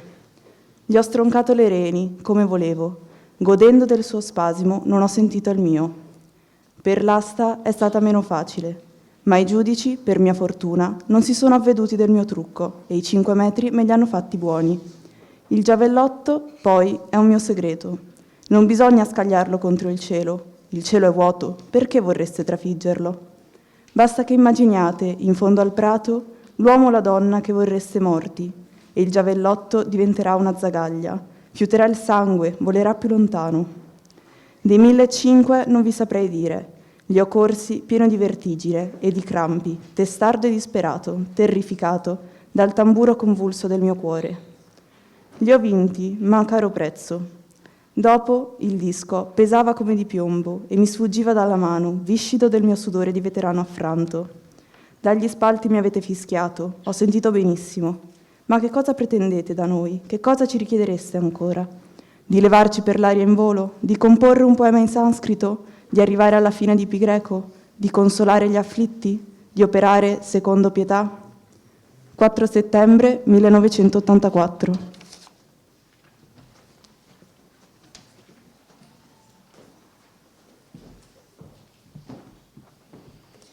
Polvere.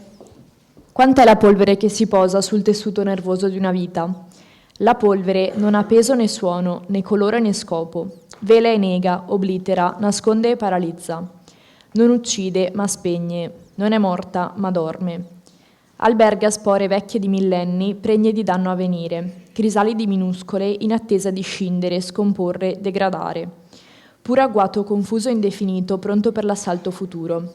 Impotenze che diverranno potenze allo scoccare di un segnale muto. Ma alberga pure germi diversi, semi assopiti che cresceranno in idee, ognuno denso di un universo impreveduto, nuovo, bello e strano. Perciò rispetta ai temi questo mantello grigio e senza forma, contiene il male e il bene, il pericolo e molte cose scritte. 29 settembre 1984.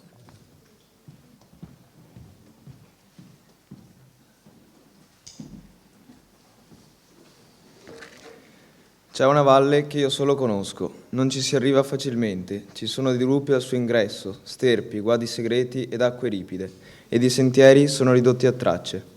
La maggior parte degli atlanti la ignorano, la via d'accesso l'ho trovata da solo. Ci ho messo anni, sbagliando spesso, come avviene, ma non è stato tempo gettato. Non so chi ci sia stato prima, uno o qualcuno o nessuno. La questione non ha importanza. Ci sono segni su lastre di roccia, alcuni belli, tutti misteriosi, certo qualcuno non di mano umana. Verso il basso ci sono faggi e betulle, in alto abeti e larici, sempre più radi, tormentati dal vento, che gli rapisce il polline a primavera, quando si svegliano le prime marmotte. Più in alto ancora sono 7 laghi d'acqua incontaminata, limpidi, scuri, gelidi e profondi. A questa quota le piante nostrane cessano, ma quasi sul valico c'è un solo albero vigoroso, florido e sempreverde, a cui nessuno ha ancora dato nome. È forse quello di cui parla la Genesi. Dà fiori e frutti in tutte le stagioni, anche quando la neve gli grava i rami. Non ha congeneri, feconda se stesso. Il suo tronco reca vecchie ferite, da cui stilla una resina amara e dolce, portatrice d'oblio. 29 ottobre 1984.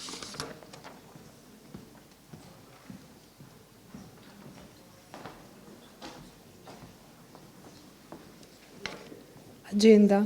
In una notte come questa, di tramontana e pioggia mista a neve, c'è chi sopra la televisione e chi risolve di assaltare una banca. In una notte come questa, lontano quanto la luce corre in 5 giorni, c'è una cometa che ci piomba incontro, dal grembo nero, senza alto né basso. È la stessa che fu dipinta da Giotto. Non porterà avventure né sventure, ma ghiaccio antico e, forse, una risposta. In una notte come questa c'è un vecchietto mezzo demente, che a suo tempo era un bravo fresatore, ma il suo tempo non era il nostro tempo, e adesso dorme a Porta Nuova e beve.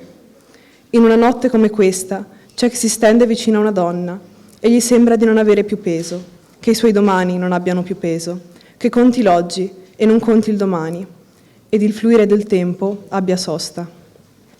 In una notte come questa, le streghe sceglievano la cicuta e l'elleboro per sottrarli al candore della luna e cucinarli nelle loro cucine. In una notte come questa c'è un travestito in Corso Matteotti che donerebbe un polmone ad un rene per incavarsi e diventare femmina. In una notte come questa ci sono 7 giovani in camice bianco, 4 dei quali fumano la pipa. Disegnano un lunghissimo canale per convogliarvi un fascio di protoni, veloci quasi quanto viaggia la luce. Se riusciranno, il mondo esploderà.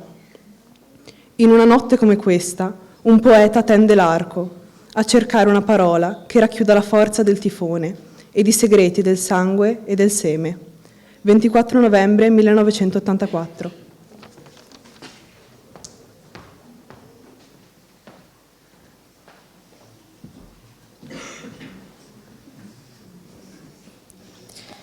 Carichi pendenti. Non vorrei disturbare l'universo. Gradirei, se possibile, sconfinare in silenzio, col passo lieve dei contrabbandieri, o come quando si deserta una festa. A restare senza stridori, lo stantuffo testardo dei polmoni, e dire al caro cuore, mediocre musicista senza ritmo, dopo 2,6 miliardi di battute, sarei pur stanco. Dunque, grazie e basta.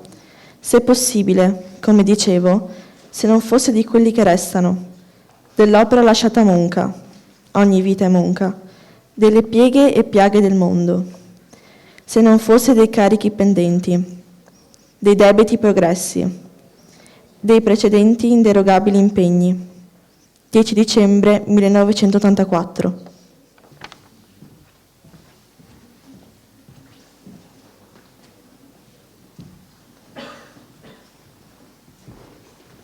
Canto dei morti invano.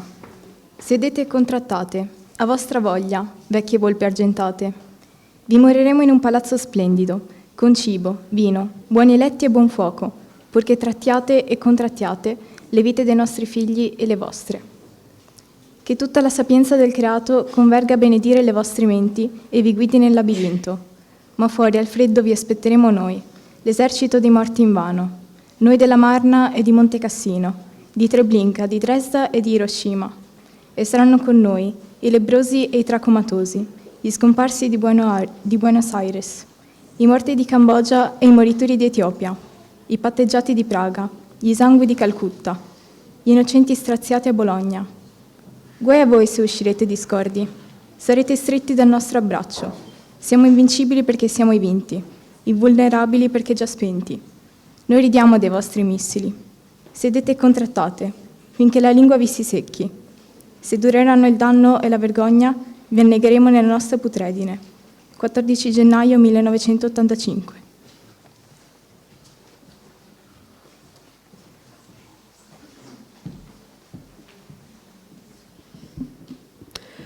Il disgelo. Quando la neve sarà tutta sciolta, andremo in cerca del vecchio sentiero, quello che si sta coprendo di rovi, dietro il muro del monastero. Tutto sarà come una volta. Ai 2 lati, fra l'erica folta, ritroveremo certe erbe stente, il cui nome non ti saprei citare. Lo ripasso ogni venerdì, ma ogni sabato m'esce di mente. M'hanno detto che sono rare e buone contro la malinconia. Le felci, agli ori della via, sono tenere come creature, sporgono appena dal terreno, arricciolate a spirale. Eppure sono già pronte per i loro amori, alterni e verdi, più intricati dei nostri. I loro germi rodono il freno, maschietti e femminette, negli sporangi rugginosi, e romperanno la prima pioggia, nuotando nella prima goccia, vogliosi ed agili, viva gli sposi! Siamo stanchi d'inverno, il morso del gelo ha lasciato il suo segno, su carne, mente, fango e legno. Venga il disgelo e sciolga la memoria della neve dell'anno scorso. 2 febbraio 1985.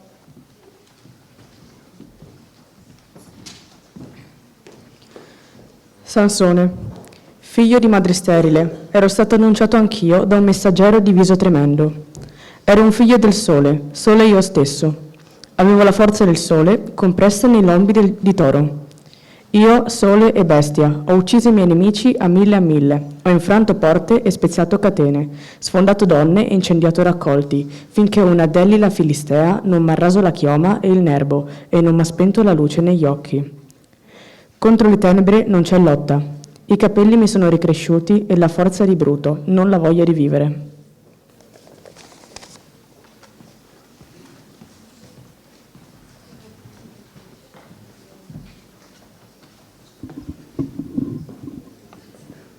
Delila, Sansone Tidnata, il ribelle, Giudeo spaccamontagne, era tra le mie mani delicate, tenero come creta di vasaio. È stato un gioco carpire il segreto della sua forza tanto millantata. L'ho adulato e blandito, l'ho addormentato sul mio grembo, ancora pieno del suo seme straniero.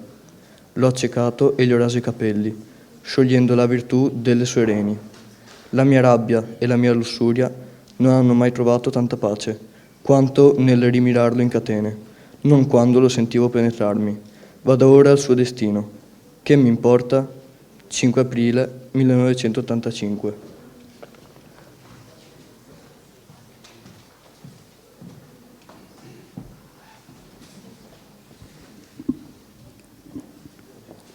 Aeroporto. Era un campione d'umanità in trasferta, come se fosse stato scelto a caso per sopportarlo ad un acquirente alieno. C'erano ricchi e poveri, grassi e magri, indiani, neri, bianchi, infermi, infanti. Che cosa fa l'umanità in trasferta? Non fa cose di molto conto. Ciarla, dorme, sfumacchia sulle poltrone. Che dirà l'acquirente? Che quotazione offrirà per quella settantenne in calzamaglia? Per quei 8 che parlano broccolino, nonni, madri, nipoti e bisnipoti? Per quella famigliola di obesi che si incazzano a stento tra i braccioli? Per noi 2 sazi di pave straniere? Si parte, il grande uccello cavernoso risucchia tutti quanti alla rinfusa. Varchiamo l'Acheronte, attraverso il condotto telescopico. Rulla, accelera, accumula potenza, si stacca, in un momento è assunto in cielo, corpo ed anima. I nostri corpi ed anime. Siamo degni dell'assunzione? Ora vola nel viola del tramonto, sopra i ghiacci di mari innominati, o su un bruno mantello di numi, come se questo nostro pianeta si velasse la faccia per vergogna. Ora vola con sussulti sordi, quasi di chi piantasse tanti pali sul fondo della palude stigia. Ora invece, lungo suavi, levigati binari d'aria. La notte è insonne ma breve, come nessuna notte è stata breve, lieve ed ilari come una prima notte. Alla Malpensa ci aspettava Lisa, dal viso arguto e chiaro. Non credo che sia stato un viaggio inutile. 29 maggio 1985.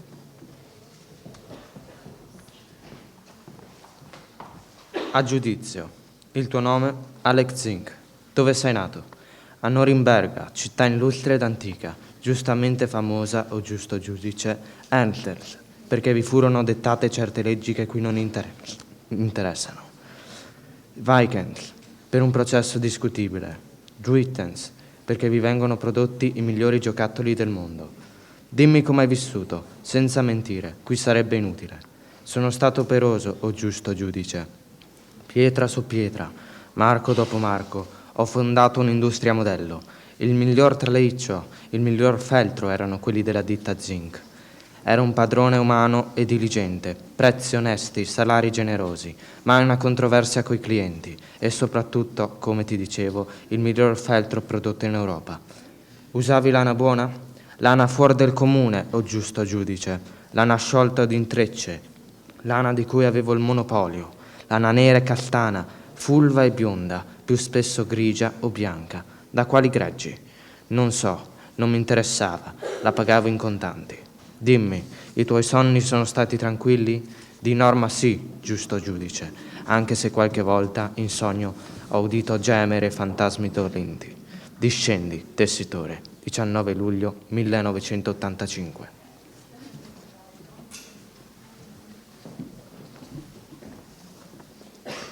Ladri.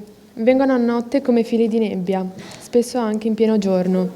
Inavvertiti filtrano attraverso le fenditure, i buchi delle chiavi, senza rumore. Non lasciano tracce, non serrature infrante, non disordine. Sono i ladri del tempo, fluidi e viscidi come le mignatte. Bevono il tuo tempo e lo sputano via, come si butterebbe un'immondezza. Non li hai mai visti in viso. Hanno viso? Labbra e lingua sì certo, e dentini minuscoli, affilati. Suggono senza provocare dolore, lasciando solo una cicatrice livida. 14 ottobre 1985.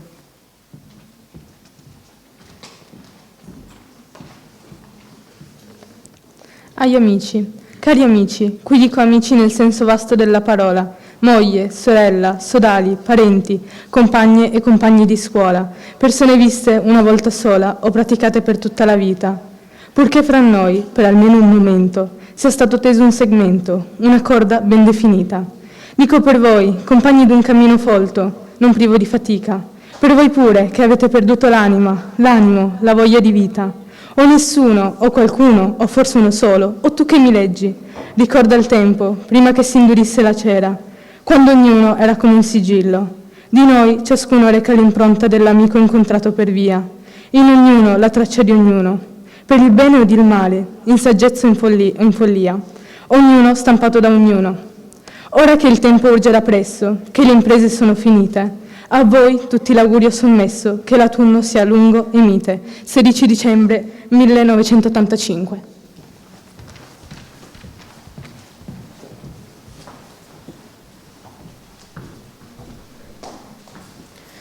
Non spaventarti se il lavoro è molto, c'è bisogno di te che sei meno stanco. Poiché i sensi fini, senti come sotto i tuoi piedi suona a cavo. Rimedita i nostri errori. C'è stato pure chi, fra noi, si è messo in cerca alla cieca come un bendato ripeterebbe un profilo, e chi ha salpato come fanno i corsari, e chi ha tentato con volontà buona. Aiuta, insicuro. Tenta, benché insicuro, perché insicuro. Vedi se puoi reprimere il ribrezzo della noia, dei nostri dubbi e delle nostre certezze. Mai siamo stati così ricchi, eppure viviamo in mezzo a mostri imbalsamati, ad altri mostri oscenamente vivi. Non sgomentarti delle macerie né del lezzo delle discariche. Noi ne abbiamo sgomerate a mani nude, negli anni in cui avevamo i tuoi anni. Reggi la corsa, del tuo meglio. Abbiamo pettinato la chioma delle comete, decifrato i segreti della Genesi, calpestato la sabbia della Luna, costruito Auschwitz e distrutto Hiroshima. Vedi, non siamo rimasti inerti. Sobbarcati perplesso, non chiamarci maestri. 24 giugno 1986.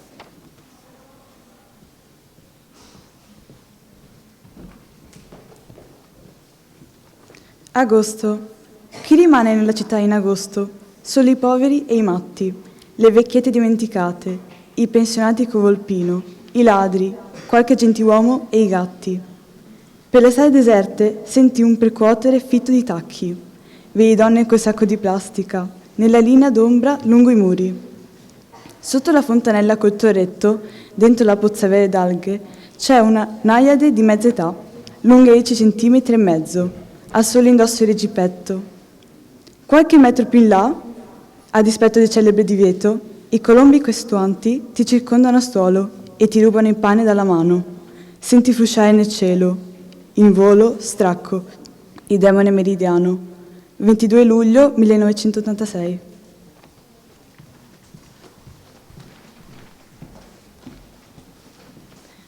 La mosca. Qui sono sola. Questo è un ospedale pulito. Sono io la messaggera. Per me non ci sono porte serrate. Una finestra c'è sempre. Una fessura, i buchi delle chiavi. Cibo ne trovo in abbondanza, tralasciato dai troppo sazi e da quelli che non mangiano più. Traggo alimento anche dai farmaci gettati, poiché a me nulla nuoce. Tutto mi nutre, rafforza e giova, materie nobili ed ignobili. Sangue, sanie, cascami di cucina. Trasformo tutto in energia di volo. Tanto preme il mio ufficio. Io per ultima bacio le labbra arse dei moribondi e morituri. Sono importante. Il mio sussurro monotono, noioso ed insensato ripete l'unico messaggio del mondo a coloro che varcano la soglia. Sono io la padrona qui. La sola libera, sciolta e sana. 31 agosto 1986.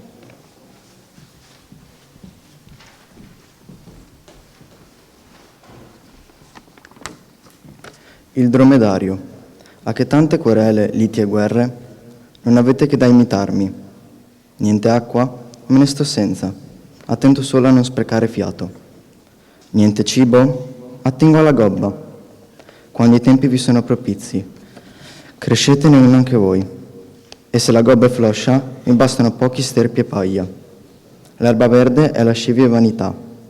Ho brutta voce? Taccio quasi sempre. E se bramisco, non mi sente nessuno. Sono brutto? Piaccia alla mia femmina, e le nostre vadano al sodo. E danno il miglior latte che ci sia. Alle vostre chiedete altrettanto. Sì, sono un servo, ma il deserto è mio. Non c'è servo che non abbia il suo regno. Il mio regno è la desolazione, non ha confini. 24 novembre 1986.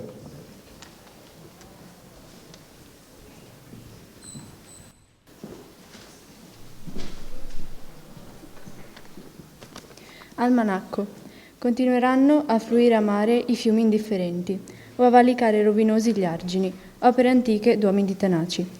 Continueranno i ghiacciai a stridere levigando il fondo, o a precipitare improvvisi recidendo la vita degli abeti. Continuerà il mare a dibattersi cattivo tra i continenti, sempre più avaro della sua ricchezza. Continueranno il loro corso solo stelle, pianeti e comete. Anche la terra temerà le leggi immutabili del creato. Noi no. Noi, propaggine ribelle di molto ingegno e poco senno, distruggeremo e corromperemo sempre più in fretta, presto, presto. Dilatiamo il deserto, nelle selve dell'Amazzonia, nel cuore vivo delle nostre città, nei nostri stessi cuori. 2 gennaio 1987.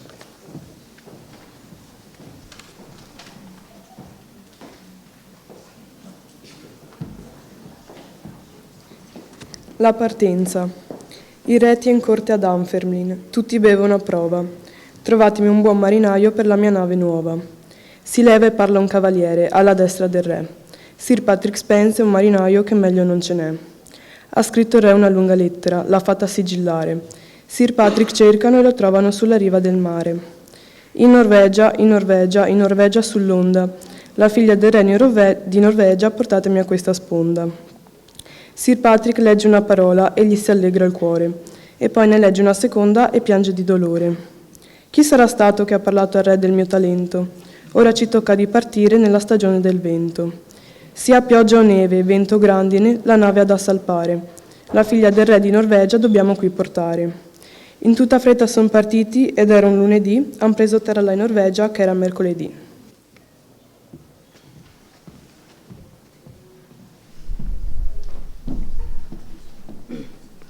Il ritorno. Orsù, siate pronti, miei buoni compagni. Partiamo domani mattina.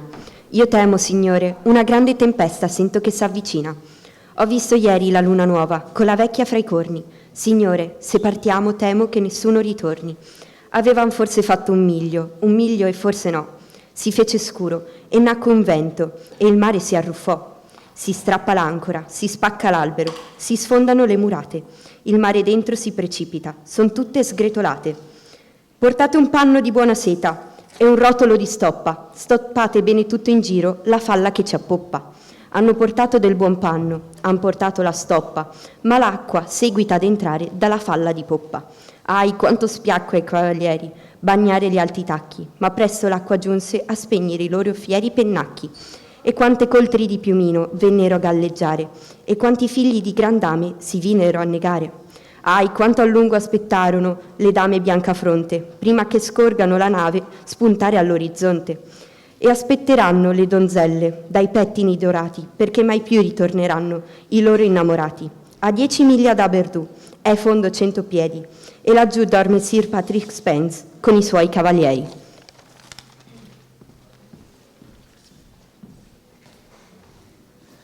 Ho sognato un ometto setatuzzo che incedeva sui trampoli a gran passi, portava vesti nobili a svolazzi, ma spendeva d'intorno un tristo puzzo, ma di dentro era rozzo, vigliacuzzo, teneva il naso in aria e gli occhi bassi, faceva un gran parlare di sconquassi, ed era tracontante ed ombrotuzzo. Non lo conosci? Mi domandò il vecchio, dio dei sogni, porgendomi uno specchio che mostrava il futuro per magia. C'era un altare e l'ometto era lì, con la mia bella accanto, e diceva sì. E Satana cantava, così sia.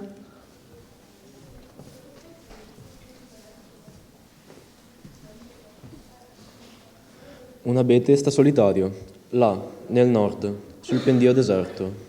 Dorme e sogna, sotto il sudario, della neve che l'ha ricoperto. Sogna di una palma sottile, cresciuta nel lontano oriente. Anche lei sogna senza fine, confitta nella rupe rovente.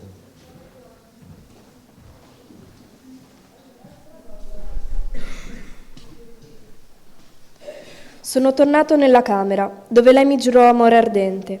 C'erano i segni delle sue lacrime, e da ognuno è sgusciato un serpente.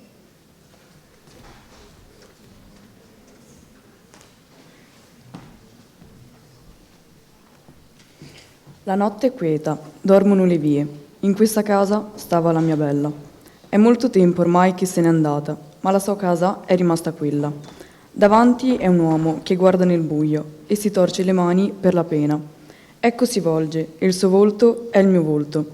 Mi son sentito stringere ogni vena. O mio doppio, mio pallido compare, che vieni a scimmiottare il mio tormento. Che fai tu qui, di fronte a questa porta, dove venivo a piangere nel vento?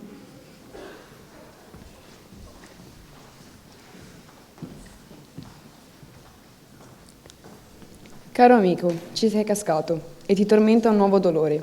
Tutto è più torbido nella tua testa, tutto è più limpido dentro il tuo cuore. Caro amico, ci sei cascato ed ancora non sai perché, però si vede il tuo cuore rovente che splende rosso attraverso il gilet.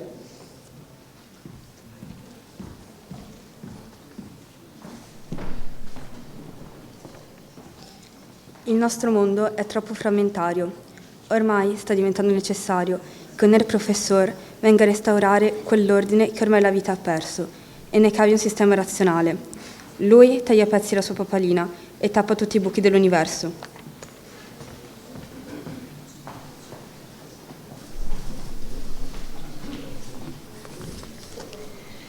Va la figlia dell'alcade pel giardino pensierosa, a lei scende dal castello una musica gioiosa. Mi ripugnano le danze e le tenere parole e i galanti che mi lodano comparandomi col sole. Tutto m'è venuto a noia dalla sera in cui ho scorto quell'ignoto cavaliere che cantava dolce assorto. Era snello, alto e ardito, gli occhi azzurri come il mare, a San Giorgio somigliava sulla pala dell'altare. Va sognando donna Clara, quell'immagine del santo, leva gli occhi e il cavaliere sconosciuto le sta accanto.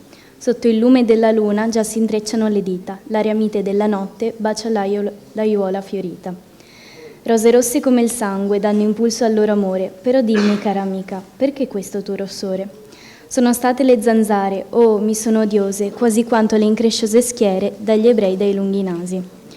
Ma che ebrei, ma che zanzare, dice il cavaliere blando, bianchi petali dai peri li circondano volando. La circondano volando e le sfiorano il bel viso, però dimmi, cara amica, è il tuo cuore ormai deciso? Certo, io t'amo, mio diletto, pel Signore sia giurato, che gli ebrei stramaledetti hanno in croce suppliziato. Ma che croce, ma che ebrei, dice il cavaliere blando, bianchi gigli di lontano li salutano ondeggiando. Li salutano ondeggiando e dolezzan verso il cielo. Però dimmi, cara amica, hai giurato proprio il vero? Nulla è in falso in me, mio caro, né si trova nel mio petto, detestato sangue moro, né giudaico maledetto. Ma che mori, che giudei, dice il cavaliere lieto, e la prende per la mano, la conduce nel mirteto. Come dolce quell'invito, come morbido il giaciglio, motti brevi, lunghi baci, cuori uniti sotto il tiglio. La canzone di quelle nozze l'ha cantata l'usignolo, e la danza delle lucciole rischiarava intorno al suolo. E silenzio era fra i mirti, so del tiglio mormorare, e sommesso nelle tenebre delle rose il respirare. Ecco il rullo di tamburi, improvviso fra le piante, clara e desta e si districa dalle braccia dell'amante. Addio caro, mi richiamano, di lasciarci è giunta l'ora, ma il tuo nome prima dimmi che celato mai finora. Sorridendo il cavaliere alla donna bacia il volto, bacia gli occhi ed i capelli e le dice disinvolto: io, signora, il vostro amato, sono il figlio del famoso, più dottissimo rabbino, Nataniele del Toboso.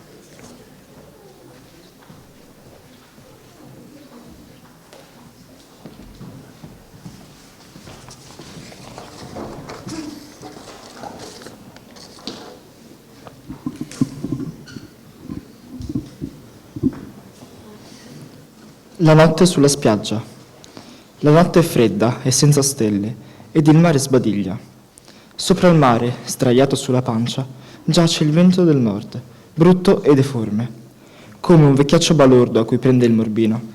Ciangotta sottovoce, geme e ciarla sott'acqua. Racconta vecchie storie sciocche, fiabe di giganti furibondi, antichissime saghe di Norvegia. Ecco, ride svegliando eco lontane, ulula incantamenti dell'Edda, oscuri detti runici, tanto pieni di magia torbida che i candidi fili del mare balzano in alto giubilanti, prepotenti ed ebbri.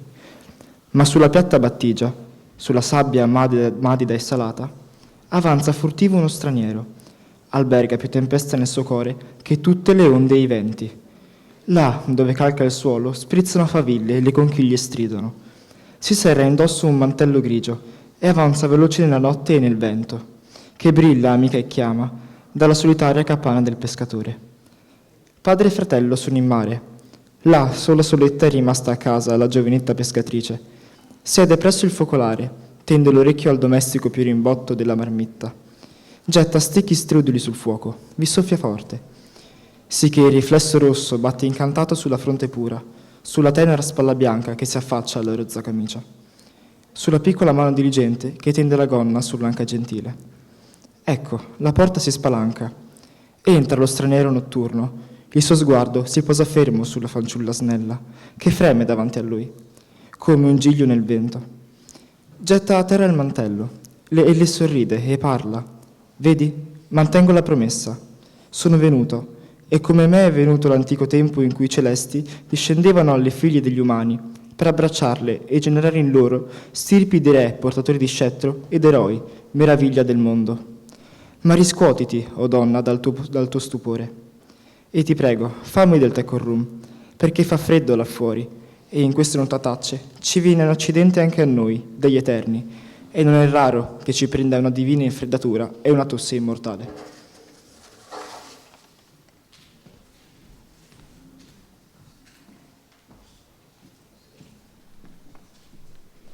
L'envoi. C'è una voce per i prati, sopra i pascoli falciati, sui fastelli già appassiti. Dice: vieni, presto, vieni, si ricoverano i fieni, la breve estate inglese al fine. Senti gli urti del libeccio, senti la pioggia dirotta, senti i suoni e le canzoni. È l'ora di riprendere la rotta. Leviamo le tende di Sam, mia cara, si sono volte le 4 stagioni. È tempo di riprendere la via, la vecchia, nostra, lunga via, la via che porta in ogni luogo ed è sempre nuova. A nord, verso il sole, ha l'onato di brina, a sud, nella collera cieca del capo, ad est, per le brume di un torbido fiume, ad ovest, al ponte dorato. Là, dove ogni spaccone trova fede, mia cara, dove è vera ogni storia bugiarda, e l'uomo ritrova il suo peso, là, sulla vecchia via, la nostra, la via del largo, là dove la vita è prodiga, sulla via sempre nuova. Lascia i giorni freddi e lenti, lascia i cieli grigi e spenti, l'aria torpida e bagnata, troppe volte respirata. Venderei l'anima stanca per quella carretta che arranca, fumida verso la Spagna, stracarica che quasi affonda, mia cara, e per la sua ciurma di terroni ubriachi, con la prua dritta alla via, la vecchia via, la nostra via. Da Cadice, lungo alla lunga rotta, la rotta sempre nuova. Saran te le strade certe, o dell'aquila o del serpe, o dell'uomo con la donna. Ma per me le vie più care sono quelle per il mare, sulle tracce del monsone. Senti gli schianti sulla prua, mia cara, il pulsare dell'elica imballata. Vedi la sua scia verde, la nostra via, la vecchia via, mentre il barco poggia e sbalza sulla vecchia via sempre nuova. Ruggono le ciminiere vomitando nubi nere, scricchiolano i parabordi ed il cavo schiocca e gratta mentre agganciano la cassa. Geme il canapo sui bordi. Gridano, su la passerella, e poi, forza col rimorchio, e poi, libero a poppa, e via, sulla vecchia via, la via del largo. Siamo a macchine indietro, sulla lunga via, la via sempre nuova. Come piange la risacca quando la nebbia ci fiacca, la sirena ulula a morto e si avanza metro a metro sull'abisso buio e tetro. Lo scandaglio si fa corto. Siamo al traverso di Lower Hope, mia cara. Le secche di Gunfleet sono in vista. Ecco le acque verdi del Maus, sulla vecchia via, la nostra via. Serge il faro del Gall, sulla lunga via sempre nuova. Qui la notte ci conduce sulla scia piena di luce, sotto il cielo caldo e mite, e la prua procede intrepida per la piana d'acqua tiepida. Vanno balene atterrite. Qui le murate sono scuotate dal sole, mia cara, e le gomene grondano rugiada, e la nave va tuonando per la vecchia rotta, la nostra rotta. Deriva a sud sulla lunga rotta, la rotta che è sempre nuova. Ora è tempo di tornare, pettinando l'ebbro mare, che vocifera feroce. Il motore batte e squilla, rulla e trepida la chiglia, alta nel cielo sta la croce. Sì, le vecchie stelle perdute tramontano, mia cara, infisse nel veluto azzurro. Sono le nostre amiche della vecchia via, la nostra via, la via del largo. Divine guide della lunga rotta, della rotta sempre nuova. Vola avanti, cuore stanco, oltre il capo e verso il banco. Navighiamo troppo lenti.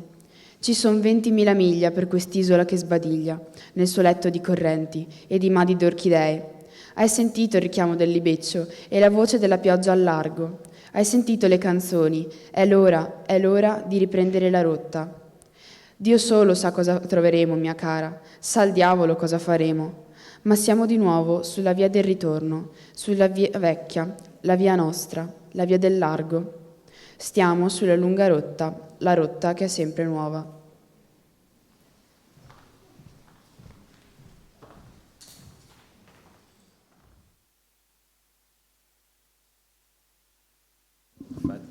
Buongiorno a tutti, io sono il professor Giovanni Battista Scarpa del Liceo Musicale Classico Artistico Marco Polo.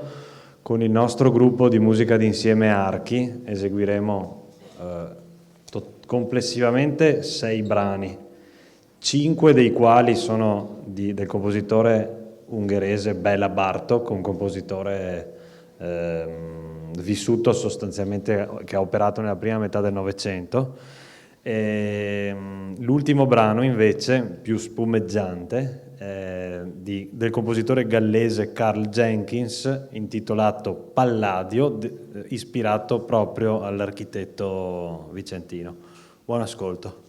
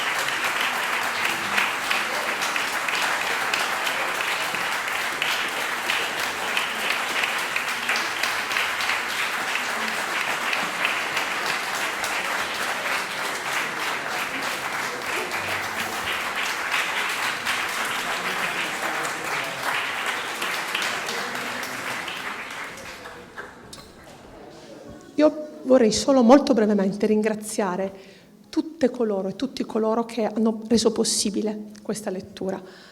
Anzitutto un grazie speciale alle insegnanti e agli insegnanti, senza i quali queste letture non sarebbero mai possibili e il cui contributo è fondamentale.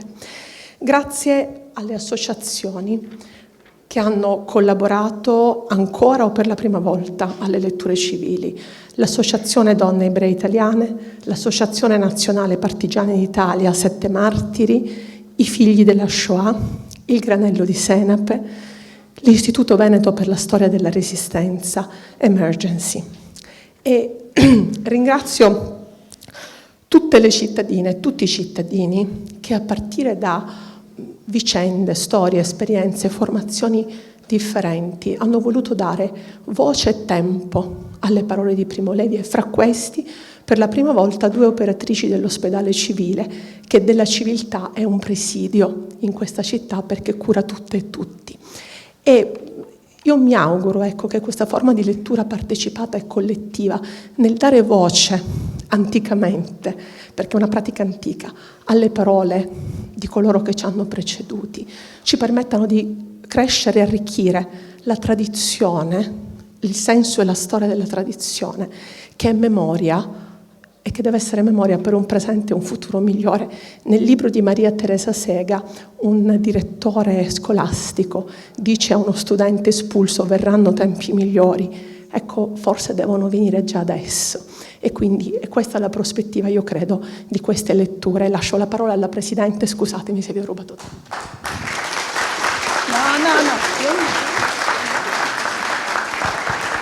No, Margherita Losacco vuole che concluda io, vabbè, questo è il compito dei presidenti. No, riflettevo su questo, che la logica dei regimi, delle dittature, è quella di dividere le persone, di dividerle ed escluderle per ragioni di religione, per ragioni di cultura, per ragioni politiche, financo per ragioni per scelte sessuali, che sono quelle libere che ognuno dovrebbe fare. E la risposta a questa logica di divisione invece è quella di oggi nostra, che è quella dell'inclusione, dello stare insieme. Tra di noi, l'ha già detto Margherita, ci sono persone che hanno storie completamente diverse, che sono diverse per età, per professioni, per situazioni di salute personale, financo per situazioni di diversa libertà personale, però siamo tutti uguali e siamo tutti insieme. Il vescovo del Sudafrica, Camera, diceva: se uno sogna da solo rimane un sogno, se si sogna in tanti il sogno diventa realtà. Ecco, allora se, parafrasandolo, uno ricorda da solo, ricorda certe cose, rimangono ricordi. Se ricordiamo insieme, compiamo un atto di civiltà. E noi credo questa mattina l'abbiamo compiuto grazie a voi. Ancora grazie per essere stati qui presenti.